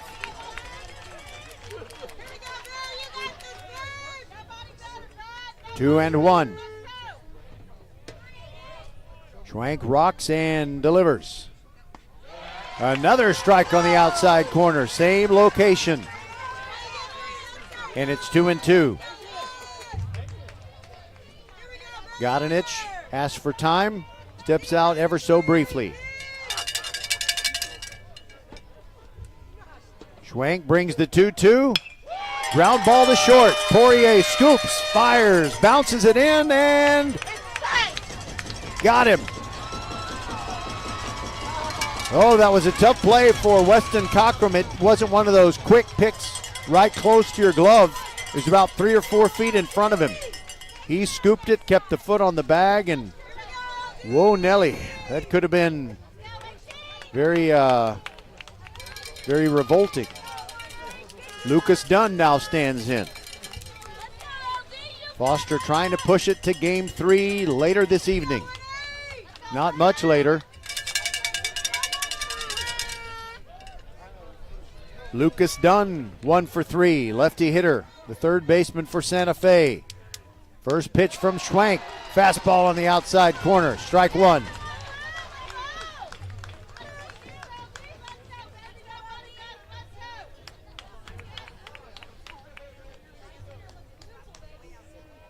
Schwank rocks and fires the 0-1. Here it comes. Tried to work the inside corner and missed. 1-1.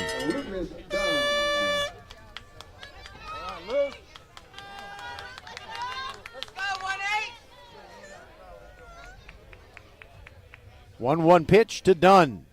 Breaking ball outside. I'll bet he touches the rosin bag because that breaking ball didn't break. 2-1 the count on Dunn. He represents the tying run, and the go-ahead run, the winning run, is in the on-deck circle. Foul ball to the left side, slicing it like he's a lefty golfer that hit it off the hosel. And the count 2-2.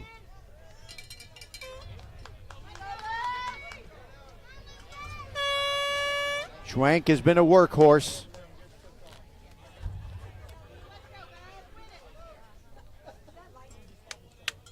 Now he's ready to bring the 2-2. Here it comes. Fouled away again to the left side. A late swing. Giving chase a little bit was the left fielder out there, Zaffron.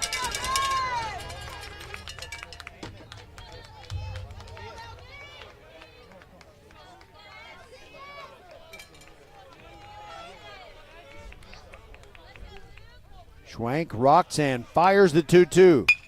Ground ball past Poirier into center field. And your tying run is aboard for the Santa Fe Indians.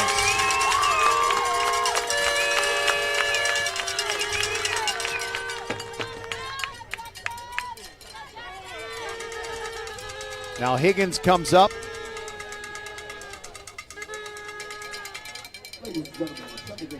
Coach Tosh is standing in front of the dugout, but he's usually doing that anyway. All right, so courtesy runner Lucas Dunn is going to come off, and Trenton Tanner will run for him.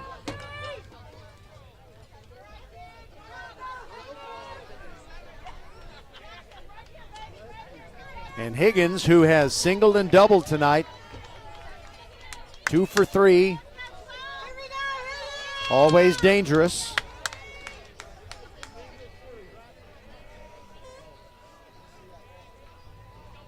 And Schwank comes set. First pitch to Higgins. Pops it up. Short right field. Going out is Aventurato. Coming in is Dagley. Dagley's got it. 2 away. I'm a little bit surprised that Higgins swung so early. 2 away. And I'm not presuming anything, but I will say that if Foster wins this game 2, we're going to say a pretty quick goodbye. We'll give you the totals when we come back for game 3, if that is the case. All right, Bassinelli stands in. Lefty hitter, last hope for Santa Fe in this game 2. First pitch swinging. Foul ground. Pursuing it is Quoto, but he runs out of room.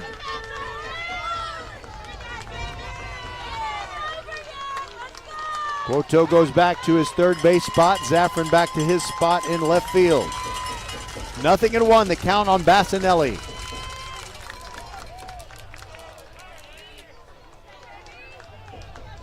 Cooper Schwank pitching a masterpiece against a dangerous team thus far. One more out to go. The 0-1, and that is hit high in the air to left field. Zaffron sees it. He's under it. He's got it. And Foster wins game 2. Cooper Schwank's teammates come out of the dugout. Lots of high fives and hugs. They got the job done. They got where they wanted to be. A game 3. You know what? I changed my mind. I'm going to give you the totals. We'll be back right after this on VypeFortBend.com.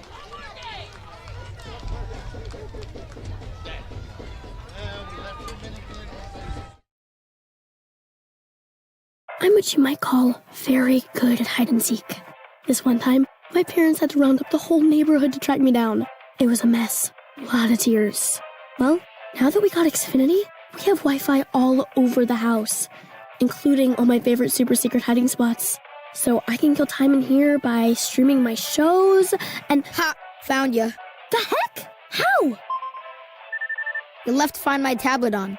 This generation, ruining the game with their performance enhancers. Get wall-to-wall Wi-Fi from Xfinity for a reliable connection throughout your home. Now through June 21st, get gig speed internet for $25 a month for 2 years with no annual contract and free Wi-Fi equipment included when you add unlimited mobile. Go to Xfinity.com, call 1-800-XFINITY, or visit a store today. Requires paperless bill and auto-pay with stored bank account. Restrictions apply. Taxes and fees extra. Gig speed Wi-Fi requires gig internet and Xfinity Gateway. Xfinity Mobile requires Xfinity Internet. After promo, regular rates apply to internet service and Wi-Fi equipment. Actual speeds vary.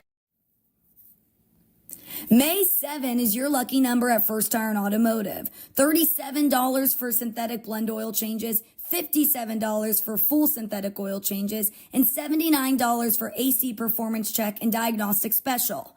And everyone likes the word free. Free alignment with the purchase of 4 tires, road hazard, and installation. Check out the website firsttireandauto.com for details and to book your appointment today. First Tire and Automotive, supporting school and youth sports programs for over 25 years, getting you to and from the game always. Get to one of First Tire and Automotive's 5 convenient locations in Sugar Land, Cinco Ranch, and Spring. firsttireandauto.com.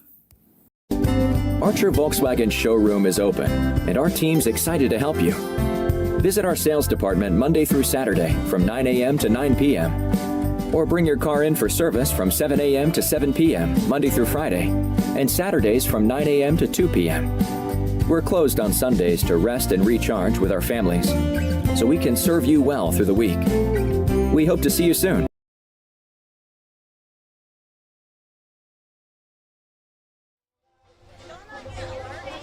Okay, so the Foster Falcons get the job done.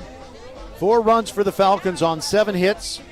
They made 3 errors, and they left 7 runners on base. For Santa Fe, 3 runs on 8 hits. They made no errors, but they left 8 runners on base. The winning pitcher, senior right-hander Cooper Schwank, and taking the loss, the sophomore righty Noah Nelson of Santa Fe. So this is one of those interesting situations for so many reasons, but one of them is because Braden Castle, Santa Fe's best pitcher, has a dislocated shoulder. He injured it sliding into third in the winning rally in Game 1 on Wednesday night. And because of that, he is unavailable. So we'll see who Santa Fe starts in the next game, and we'll also be wondering what Foster's going to do. So all the marbles in this round 3 regional quarterfinal come down to Game 3, Foster and Santa Fe. The game that we just finished took 2 hours and 11 minutes. We'll be back in a little under 30 minutes to begin Game 3 on VypeFortBend.com. Roger Smith along with a silent partner, Skylar Gillespie. Goodbye for now. We'll be back in a few minutes on VypeFortBend.com.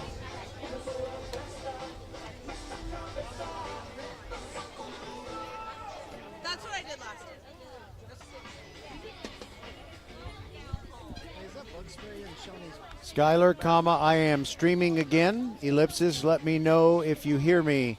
They're playing jump, jump, jump.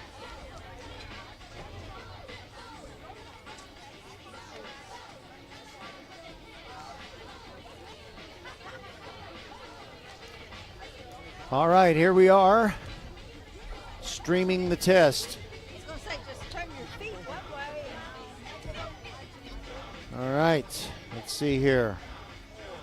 No, it'll be Schwank at first base.